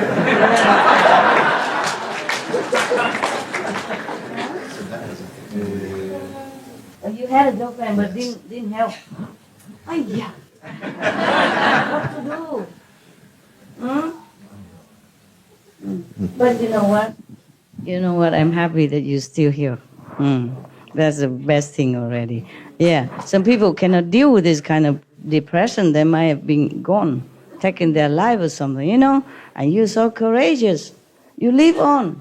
With all this must be a big burden for you. Just give it to me. Don't take it. Don't keep it, okay? Give. Give all of that.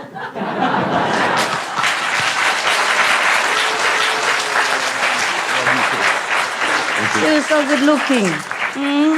And so brave, my God. Really, you are brave. Because if I had such a depression since I was young like that, I'm not sure if I survived until now. How you do that? How did you do that? I just know that death wasn't going to be the answer. Yeah, that's the only thing I Wonderful. At least you have wisdom, man. You're cool, okay? sorry that you have to suffer so much. This is where a lot of people suffer. I don't know why. I told you I hate it. Yeah. Live on so that maybe one day we'll find a solution. Yeah.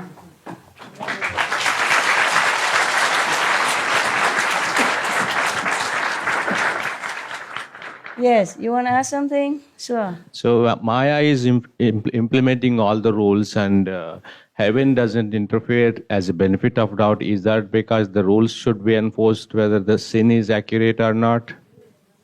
Heaven also fighting with the astral level sometimes, but sometimes they win, sometimes they're not. So heaven should be enforcing the modification of rules, right, Master? Yeah, I know. So, but this world belongs to Maya, that's why. Many people like the Maya. Yeah, right. They support his way of life.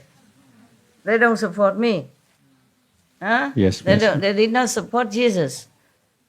They did not support the Buddha. I mean, some, but not the whole world, not even the whole India support the Buddha. Right, the population is so much, and the disciples should grow more, and sincerity should increase. It is not all their fault. It's not that they are not sincere, not that they don't meditate. They do all their might already. They have to work. They have to take care of parents, wife, kids, friends, society, right. Job, everything already. And they go out sometimes to help, to do charity work. They do too many things already. Not that they don't do. It's just the Maya is bad. I don't know, this world is like that. If we keep tracking it, then we cannot stop. It will be forever. I'm just angry. Yes. Yeah, I'm just angry even if the Maya is right, even if he's doing his job. I don't like it. That's just my opinion, okay?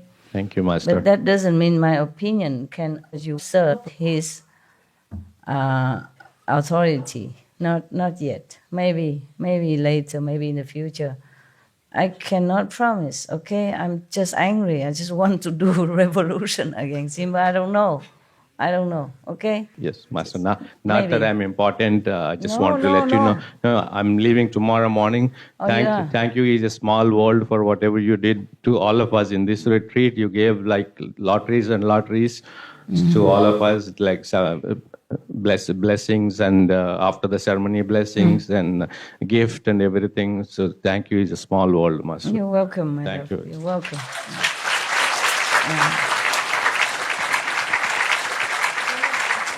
I wish I could. I'm just too busy to figure out how to deal with this Maya, okay? I don't know if I'm alone can do anything. The Buddha could not, Jesus could not, other prophets could not. I don't know if I can do anything. We will diligently support you, Master. I know that. I think you do your best already. No one else can be better supporters. Yeah, I feel frustrated that I cannot do what you wish. Not immediately like that. Yeah. Master, it's been a privilege and an honor to be here this week for the first time from a Hare Krishna perspective. All the things you've been teaching, working with your disciples, they're a true example of how people should be on earth, as in heaven, so it should be on earth. The disciples you have here are an example to you, and the way you teach them, it's unconditional love. The way a parent raises a child. But the thing that's been so beautiful about this week, this has been the best Christmas ever.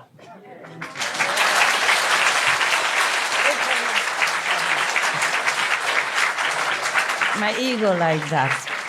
This has been the best Christmas ever because we got the best gift ever. Yeah, you mean the gift?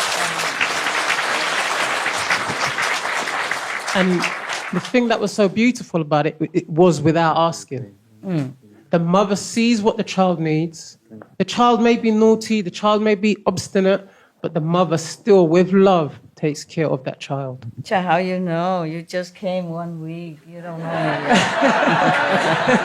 I can be very tough. It's just been absolutely wonderful to be with the God brothers and God sisters, and it's been really, really instructive. And the way everybody was trying to help everybody. Yeah. This is a family. That's the way this is love.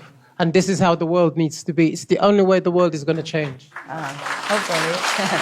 It's changing. It is changing. Yesterday the news, the peace, yeah? Yes. Peace news Yes. in Yemen, that make me very pleased. Changing. No, definitely. It's changing. Yes.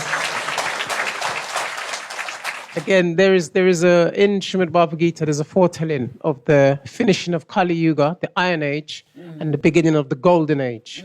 And on Supreme Master Television, they've been talking about this. And it says the incarnation that will come will simultaneously finish Kali Yuga, the Iron Age, where we're in, and simultaneously start Satya Yuga.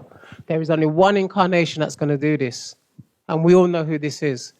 It is the Supreme Master.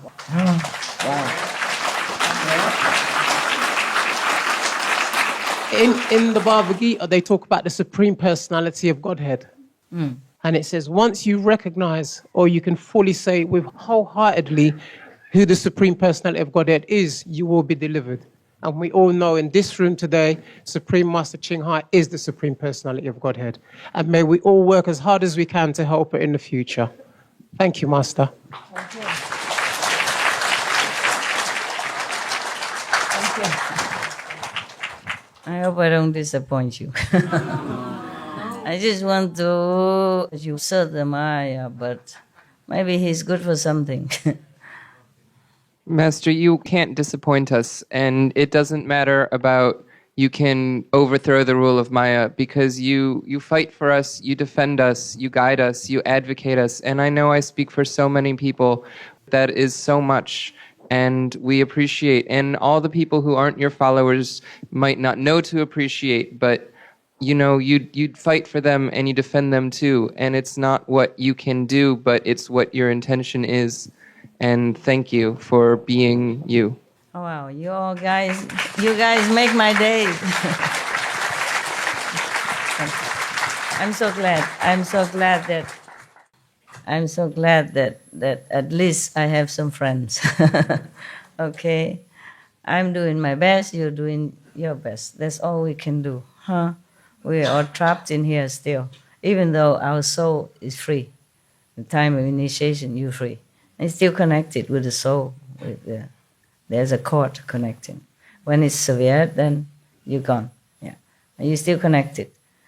We are free. Yeah, it's just we have to wait for the prison gate to open to be completely free. It's just the process is going. Yeah, but then we are still trapped in here. No, you know you're going to be out of prison, but we still need to stay here, abide the prison rules and all that, and it's really gruesome.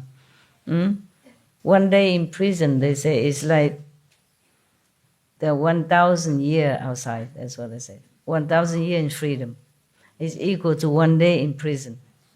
The same with us here. Yeah. We know we are free, but we have to wait for the procedure and all that. No, even then. I just don't like all these rules. Even if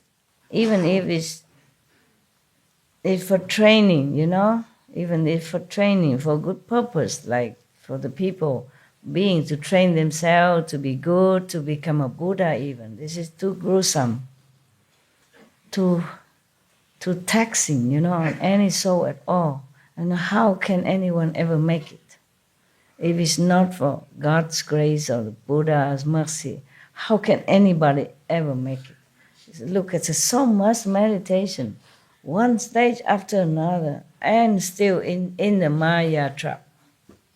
And could even go to hell for that. Who can even support this system? But the way the world people behave, they're supporting it. They support alcoholism, they support torturing animals, all the everything. I support all the bad things. Yeah, okay. All the vices, she said. Yeah, that means they support Maya. Maya making all this to seduce people, to entrap beings into the vicious circle of, life and death and punishment, torture, hell, all that. Even anybody would say, okay, hell is your own making, it's illusion, but it's really hell. You suffer just like you suffer here, except that you cannot escape, you cannot even die. This is terrible, terrible. If anyone on this planet really know what hell is, they would scare themselves to death. They would never dare to touch any meat, to touch any alcohol even, or to be, ignorant of the truth. They would search all their might, all their life, with their life even, just to know how to liberate themselves. They just don't know. No one is allowed to know even what hell is like, except only some who has been there, and because of Buddha or Bodhisattva interference, are allowed to come back to tell. Just like some people, a near-death experience, yeah? Not all of them come back, tell you. Just some are allowed to come back to tell you the story of what the heaven is like. And these are just maybe astral heaven even. And they like this so much. Some come back here just crying for weeks on end because they don't want to stay in this world. It's so suffering for them compared to that heaven that they have been to. Yes, brother. After Master has smashed the mind-controlling engine, people are receiving tremendous amount of energy onto the planet, and now it is very, very easy to make anybody vegan. Earlier, we had to shout and tell them, still they don't understand. Now, people are going towards organic diet, and they're going to Whole Foods and all organic vegan diet, and now the speed has increased. People are consciousness towards animals and everything. The activity has increased tremendously in the last 2 years itself. Yeah, even Vietnam, they protect animals now. Right. So if we go at this speed, probably in the next 5 years... Maybe no more meat. Yeah, that's correct, Master, yes. Yeah, who knows, yes. Thank you. And also our TV channel is getting popular, and I see a lot of telecasting companies are doing, and compared to last 2 months and now, NHÉC television, Long Island, Staten Island, Connecticut, every channel is picking up Supreme Master TV. One day will come and everybody will watch Supreme Master TV. Right. Correcto. Gracias. Korean. 안녕하세요. 예, 안녕하세요. 2010년에 오게닉 비건 CORP를 설립을 했습니다. In 2010, he made a company named Organic Vegan. Organic Vegan. Oh, got it. 예. 이번 9월 달에 볼티모어 도시에서 내추럴 프로덕스 엑스포가 있었습니다. 거기에 첫 출품을 했습니다. This September, he went to Baltimore, and there was an organic food expo, and he showed his product at there first time. 한국에 유기가공식품 12개 대표 업체가 갔는데 거기서 유일하게 저희 오게닉 비건사가 인정을 받았습니다. Yeah, and there was 12 company from Korea, organic company. Only one company, his company, was selected. Accepted. Yeah. Wow, congratulations. Yeah. 그로 인하여서 미국 바이어들이 한국 저희 지방 정부에 요청하기를 미국 시장에 한국 유기 가공식품이 올려거들랑 저희 유기농 비건을 앞세워서 본받고 오라고 금번 6월과 7월에 초대를 받았습니다. The American buyer said to Korean local government, if you want to come to American market, you should respect his standard and follow him. Follow his example of product, of producing product. Okay, very good. 이거는 스승님께서 지구를 살릴 수 있는 솔루션은 오게닉과 앤 비건이라고 말씀하신 걸 실천하기 위해서였고 여기에 많은 분들도 거기에 출자를 하셨습니다. 그래서 이것은 이 의사는 저희들의 개인 의사가 아니라 우리 모두의 의사입니다. 그래서 이것은 기쁜 소식이 되지 않을까 해서 지금 전해드리는 바입니다. The reason why I made this company was your teaching that organic vegan is the solution to save the world. And many Koreans donate for the establishing company. And he thinks this is very good news to tell you. Good news. Yes, of course. Good news. Thank you. Thank you very much. 감사합니다. And very good motive because he wants to save the world, not because of making money or to be famous, but want to save the world through vegan. Good motive. Very noble. 감사합니다.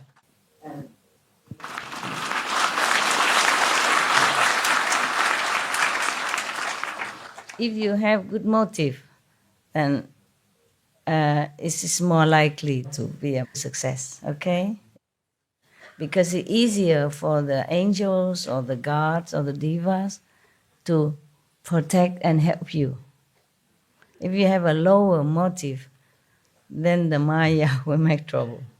The angel and God cannot interfere because oil and water don't mix. Whatever you do must have pure motive. Then it's good excuses for the angels, the higher being to support, to help you invisibly. That is the point. They help you. Because if you are good, they are allowed to. If you are bad, then the Maya take over. Yeah. It's not just even bad, but like not a very noble goal or motive. Then it's a good excuse for Maya to help you in different way. Yeah, you go astray.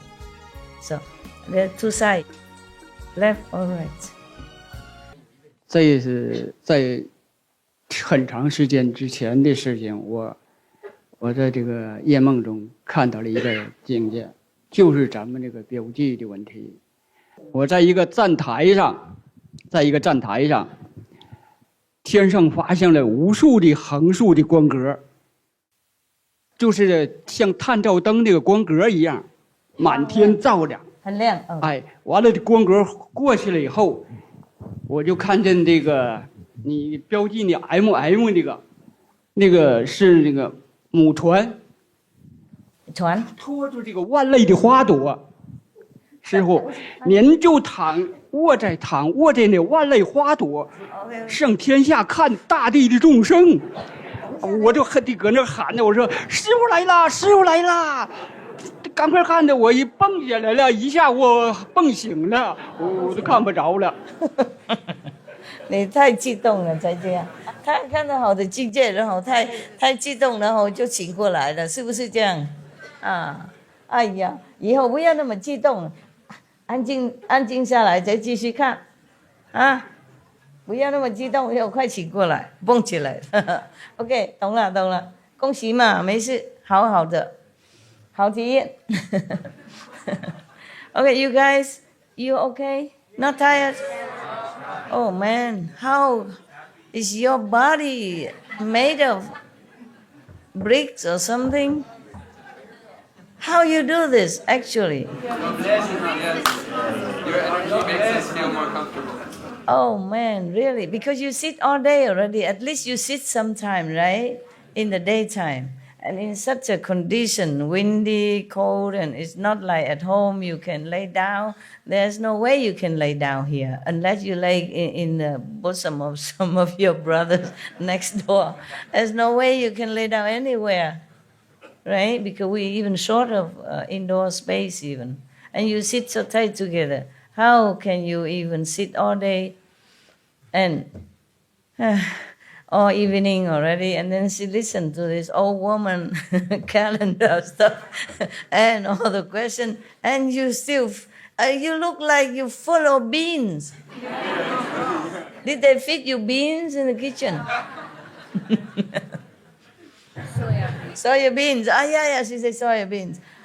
What I mean is, you look so radiant. You're smiling from ear to ear, and you just don't look tired at all. How?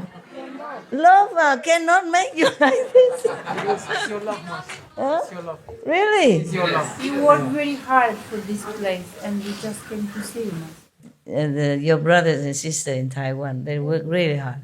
They work very hard, yeah? But you come here also very hard, yeah. And we thank the Taiwanese, nah?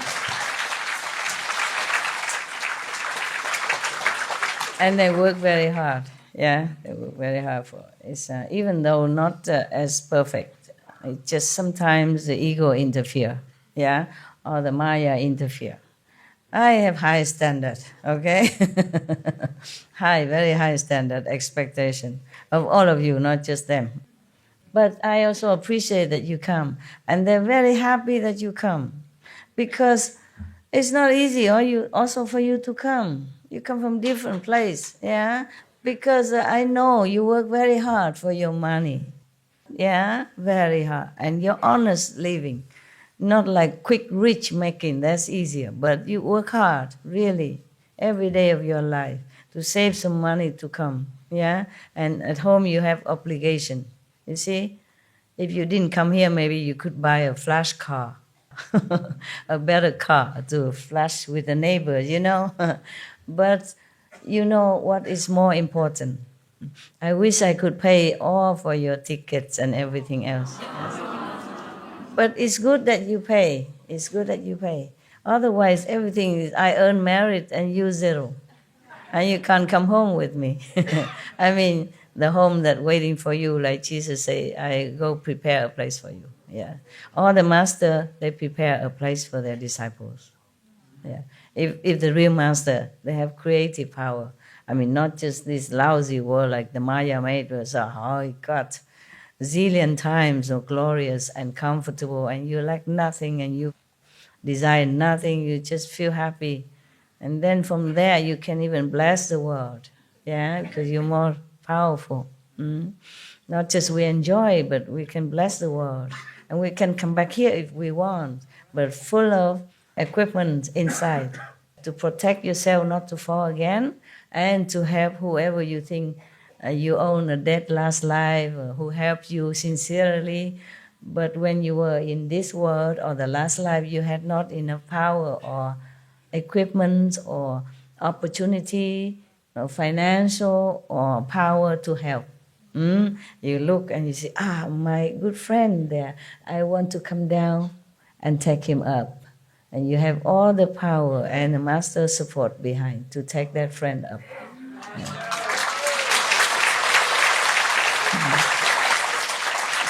That's a good thing.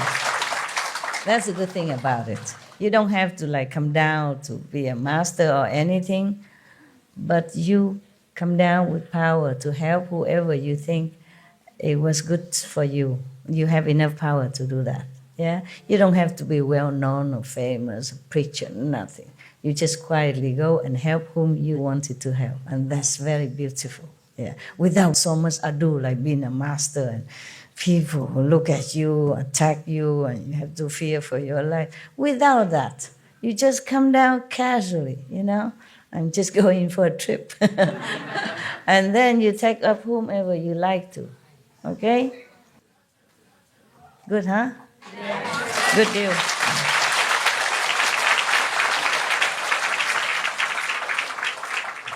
I just wanted to say it's awesome news that you gave us about going beyond the fifth world, and just unbelievable. And thank you so much, Master. You're welcome. How do you say you're welcome in Afrikaans? Jy is welkom. Kees welkom. Okay.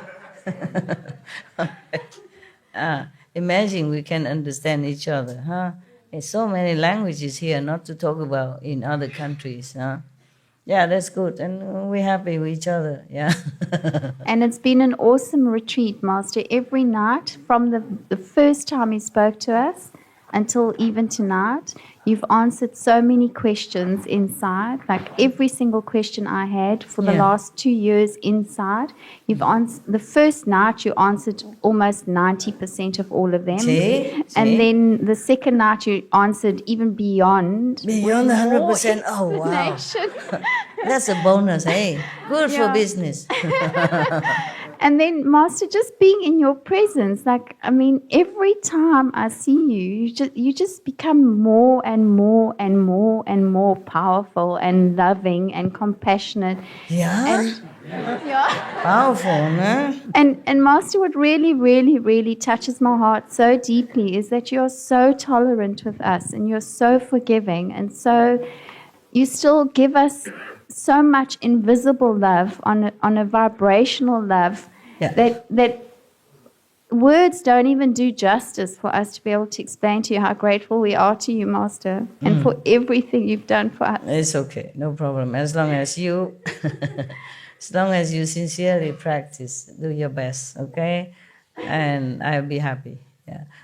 That's why you always come, because you can't find any happiness with your boyfriend. Always come here. Yeah. Master, you are my one true love. Oh, yeah. Oh, yeah. Yeah, but if another boyfriend would be better, right? Have master, but boyfriend would be better, right? It's no good all that boyfriend business, okay? You stay alone and you will see how happy if you last longer. Yeah. Longer than 2 years, then you feel happier. If you are busy, doing something at least for yourself or something also meaningful, then you will not even think of even the most handsome man coming in front of you, you don't even see it. Yeah. You don't feel anything. Even if you do, you would know it's just a fleeting kind of chemical reaction. Yes. Habits, you know. But you must keep yourself in good company and work, okay? Yes, Master. Yeah, because if you stay alone, you feel lonely, and then you just want a company. Not really a boyfriend. You just want somebody to be around, talking to, or helping you do some nailing. I do all my nailing myself. Yeah, just now even. I have to fix my place. Yeah, I have to hang curtain to keep it warmer, and nail something to secure my door, stuff like that, The door of the stage, the door of the floor, you know. Not my door. I don't have any door. It's just if you go to the roof, there are some doors, you know. Door from the second or other floor. I have to secure it. I did it all myself. Busy yourself. Make yourself just like handyman even, Yeah, busy yourself. Or read books, Read important spiritual books. Yes, Master. And go outside, volunteer with some, but that's also dangerous because for other men, I mean, not for you, but for the fleeting kind of boyfriend. Energy spent on physical pleasure is very precious. It depletes you, truly. You must save it as much as you can so that you can go further, because you have only so much energy and fuel.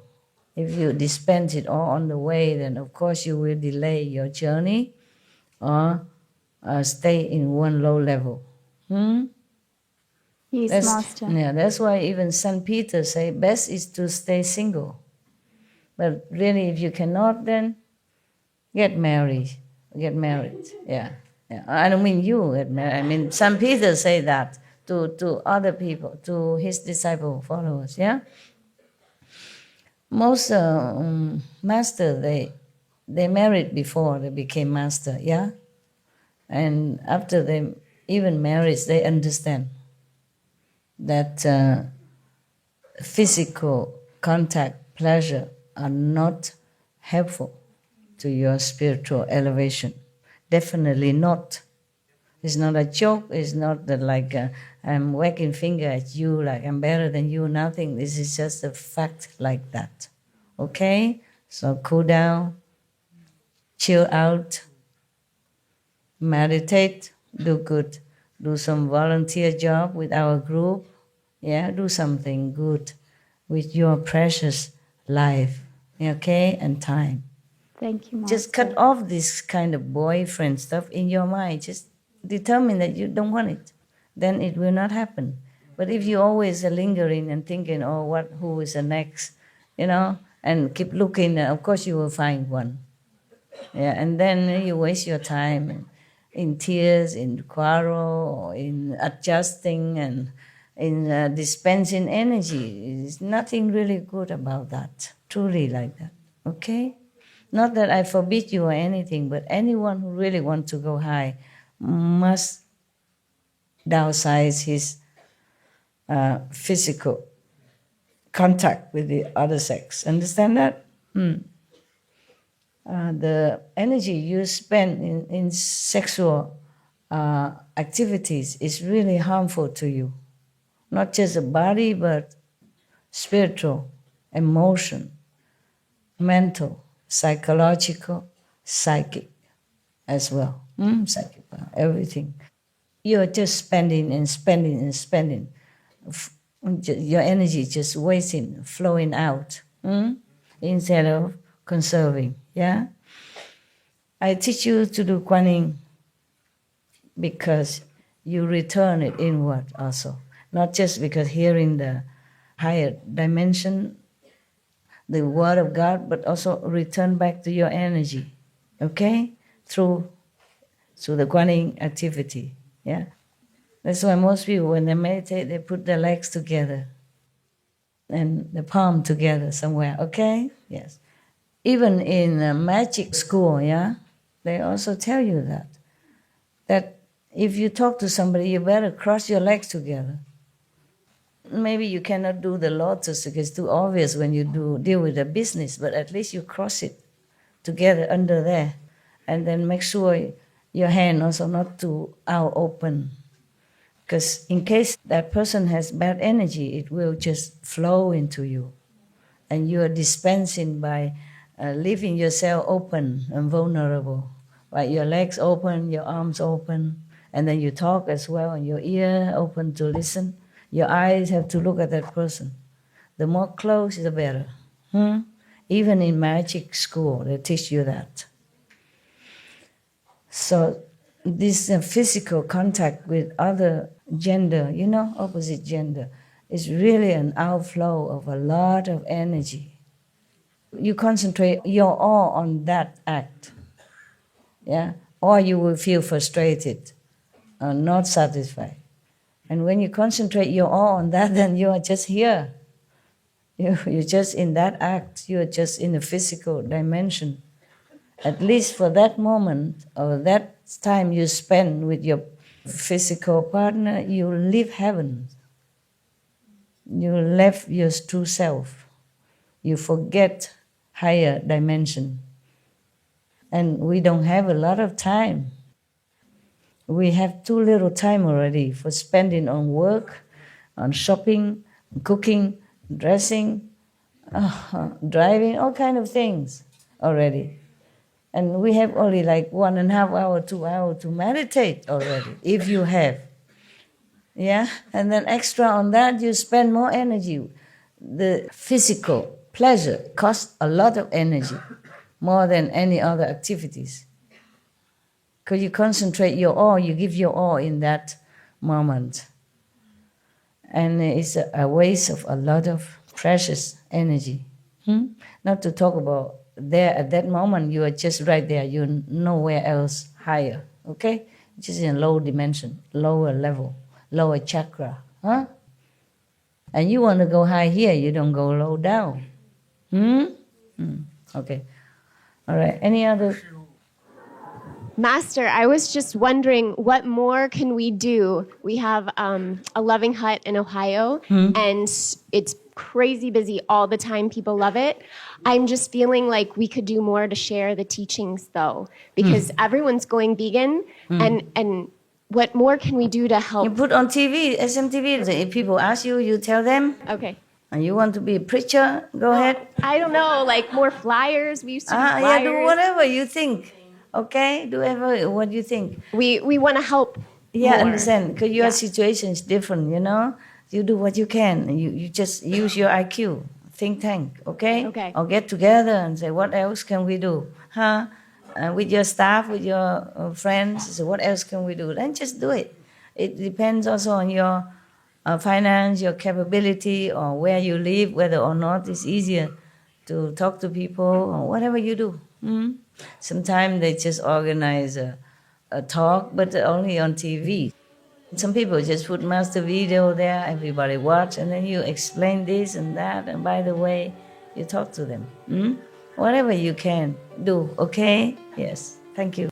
En la serie de SMTV de las antiguas predicciones de la era dorada. In the series of SMTV of the golden era. Sí. Sabemos que a través de los diferentes capítulos se ven predicciones de que la maestra es la segunda venida de Jesús y todas las predicciones de los Hopi y las antiguas tradiciones. In the different chapters, they show about the different predictions about Supreme Master and Jesus. La segunda y todas las tradiciones. And all the traditions. Okay. Y como SMTV es una televisión pública para todo el mundo, no solo para los discípulos, yo creo. Okay. And because SMTV is a public television TV station para todo el mundo. For all the world. Yo creo que la maestra tiene confianza suficiente en todos los seres humanos que la van a ayudar y la van a soportar y que realmente van a querer en la maestra. He thinks that he trusts you, that everybody that watches SMTV channel will be following and believing in you. He hopes, yeah? Okay. Y si no, no estaríamos viendo esos capítulos. O sea. If not, we will not be watching those chapters about the predictions. No, if they watch them, they would believe me, right? You hope. Creo que la maestra confía en los seres humanos lo suficiente para que crean en la maestra. He thinks that you trust in us for us to watch it and believe it. That's why they show it on SMTV. So what's the point? El punto es que la maestra, yo creo que la maestra en el futuro va a tener mucho más soporte de lo que tiene ahora. He just thinks that you will have a lot more support than the one that you already have now. You mean because of the ancient prediction? SMTV and everybody watching and believing in your but teaching. What's that got to do with ancient prediction? Oh, because there's a series about ancient predictions. So he thinks about watching that. That one helped? It will help. And they also show, your teachings along with that. Okay. And he thinks that, He hopes, yes. Yeah. Okay. When Buddha was alive, sometimes he used his power to fly in the air even. His disciples fly in the air, go through stones, walk through stones like nothing. And how many people believe in the Buddha? It seems a lot, but not a lot. When Jesus was alive, he brought the dead back to life. He cured the blind, physically. He broke a small little seaweed into, he fed 500 people. Physically, directly in front of them. How many people believe him because of that? We just show what we show, okay? Just for education, for interesting program. Just show the truth. Whatever we show, it's just the truth. But it's not necessary people believe in that. If they do, of course, it's good. It's a very interesting program. And just show the truth. And it is very good that, I'm also amazed. When I saw the last one, I said, my God, where did they find all this prediction? The staff are amazing, Yes. when I saw something about Nostradamus, the last name of the prophet. Yeah, they even know that. Nostradamus, turn around, become Suma, I said, my God, they're amazing. They're so enlightened people and so sincere. I'm so, so proud of them. But that doesn't always translate into any believers. People are people. But it's a very good wish and a very positive hope. Yeah, we will see, huh? Okay, huh? Okay. Yeah, all right. Yeah, you want to ask? I have a bit of good news. Yes. When we came with the airline, they messed up our vegan meals. Vegan meal? And so then I explained to the stewardess. I said, you guys continue to mess this up. I said, if you had vegan meals, if you had vegan options instead of vegetarian options, you can feed 100% of the people because 100% of vegetarians will eat vegan. And he said, well, we usually keep 10 items here, and because of the different religions, different people's health, and so on. I said, if you had a organic plant-based diet, then you can feed many of the people. For example, it's kosher by default. So you don't have to worry about Jews and Indians, Muslims. I said, because people are traveling. They're not sitting down for some big cuisine. They just want a meal for travel and go. And I said, you're missing all of this. And he said, well, I tell you what, I'm going to talk to the people. He said, in fact, I'll give it to the CEO. So it may turn into something great. Yeah, good. We can always help people on the way, when you travel. Yes, you wanted to talk? Okay. Dear All Master, right, I hear you now. Yes. I just would like to convey Iranian fellow initiates' message to you, because they can't come to Taiwan. So they asked me to convey and tell you that they love you, they long you, and they wish you utmost health, protection, happiness, and success forever and ever. Please, same to them, okay? Thank you, Master. God bless you. Please convey my pure love. All my heart. Okay. Thank you. Very happy. There's no cakes and candy, nothing here? Oh, yeah, some. Can you send to them at all? I will. I will. It's just a little, my love. I don't know what else. That's okay. I'll do maybe 2 or 3. No, take the whole thing. And you divide into different packets and send it a little bit. Or put in a box and they sell. Thanks for your question. Thank you. All right, good. Any more important question or stuff? Just one. I like what the brother had to say. We need to understand that SMTV is the medicine for this world today. Okay. SMTV is going to spread, and it's going to be for the universe, for the future, because everything Master is doing is being documented now. So have a living guru, a living spiritual master documenting. Who documented? SMTV, all about you, Master, all about your disciples, Master. The more people see, the more people will get. Even having SMTV just playing on your computer in a room, the energy changes. Yeah. The same way Maya works, the molecular structure of most things in our young people, they hear the same things over and over and over. It's played at a certain decibel. The same way SMTV is counteracting that. It is the medicine for this age. So wherever you are, wherever you live, if you leave SMTV on in the corner of your flat, it spreads throughout the whole building. Yeah, it does. If you leave it in the whole building, it spreads for 5 miles. So SMTV, what the brother was trying to say, is probably in this age, the medicine for this age. Okay. So if everybody actually puts it on, leaves it on, it doesn't cost you anything. The same way you leave your laptop on, your iPads on, whatever. If you just have SMTV playing, you're benefiting your neighbors, your animals, every living entity within that 5 miles. It does. I can tell you that.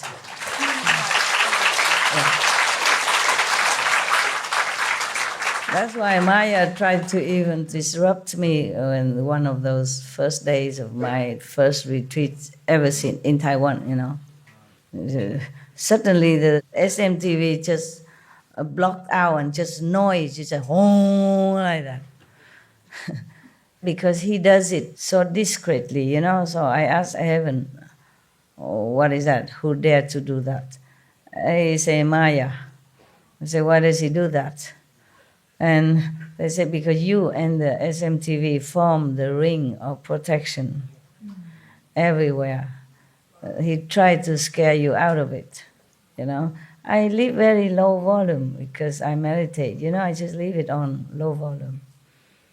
And then they make it like big, I mean, in the whole room, you know, is reverberated with like a big loudspeaker everywhere in the room, just like that.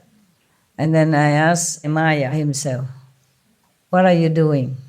And the entity said to me, television noisy, too noisy for you. I stopped the television. Understand? Heaven say no, he want to stop the energy, break the protection ring. Of course I knew that also, but sometimes the Maya is very tricky, you know. He does things but he hides his hand. Maybe you're thinking he's in trouble with your TV. He's not. Just like he make a little bird, you know, make a trumpet in like an elephant, just to disturb me. TV is too noisy for you. Even call me master and all that, as if he's some very good being or angel or something. TV is too noisy for master. Sometimes he can disguise, make himself look like he's concerned about me. I know the trick. Tell him lie and all that, you know. I say, I have no respect for you. You're just too much, you know, below the dignity even for Maya. Okay, but sometimes he cannot hide. If I tell him, ask him directly, he has to admit it. Yeah. First he say he's an angel, he's a whatever, you know. I say, tell me the truth. And then he has to tell me, it's Maya. Because he knows I can find out, you know. Are you guys okay?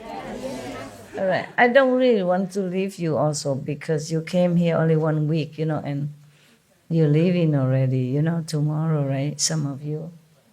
Yeah. Okay. Do you have many Indians brother around you? I do. Or just your...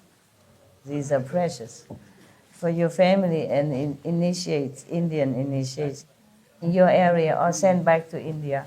Just my love. Thank you. It's not much really. All right? Thank you. Nah, don't be jealous. Be happy. Thank you. Love you.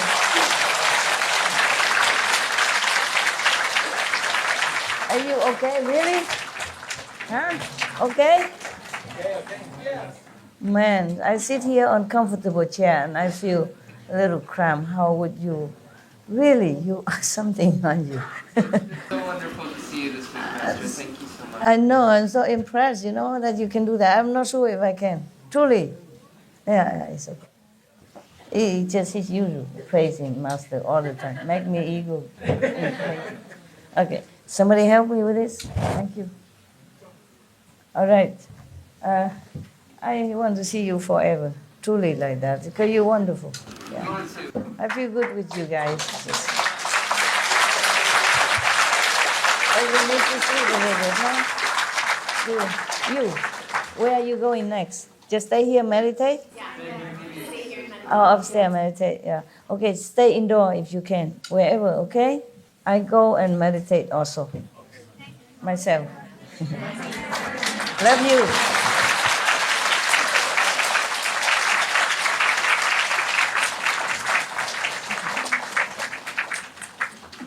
Take care of the old teacher, okay?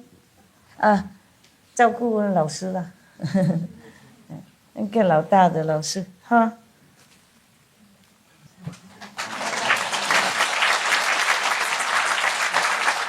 Oh, I really am impressed with you. Truly, I'm not saying that to make you happy.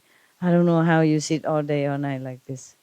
Even just for 1 week, you're really a creature of, I don't know, tough. Tough, tough, tough.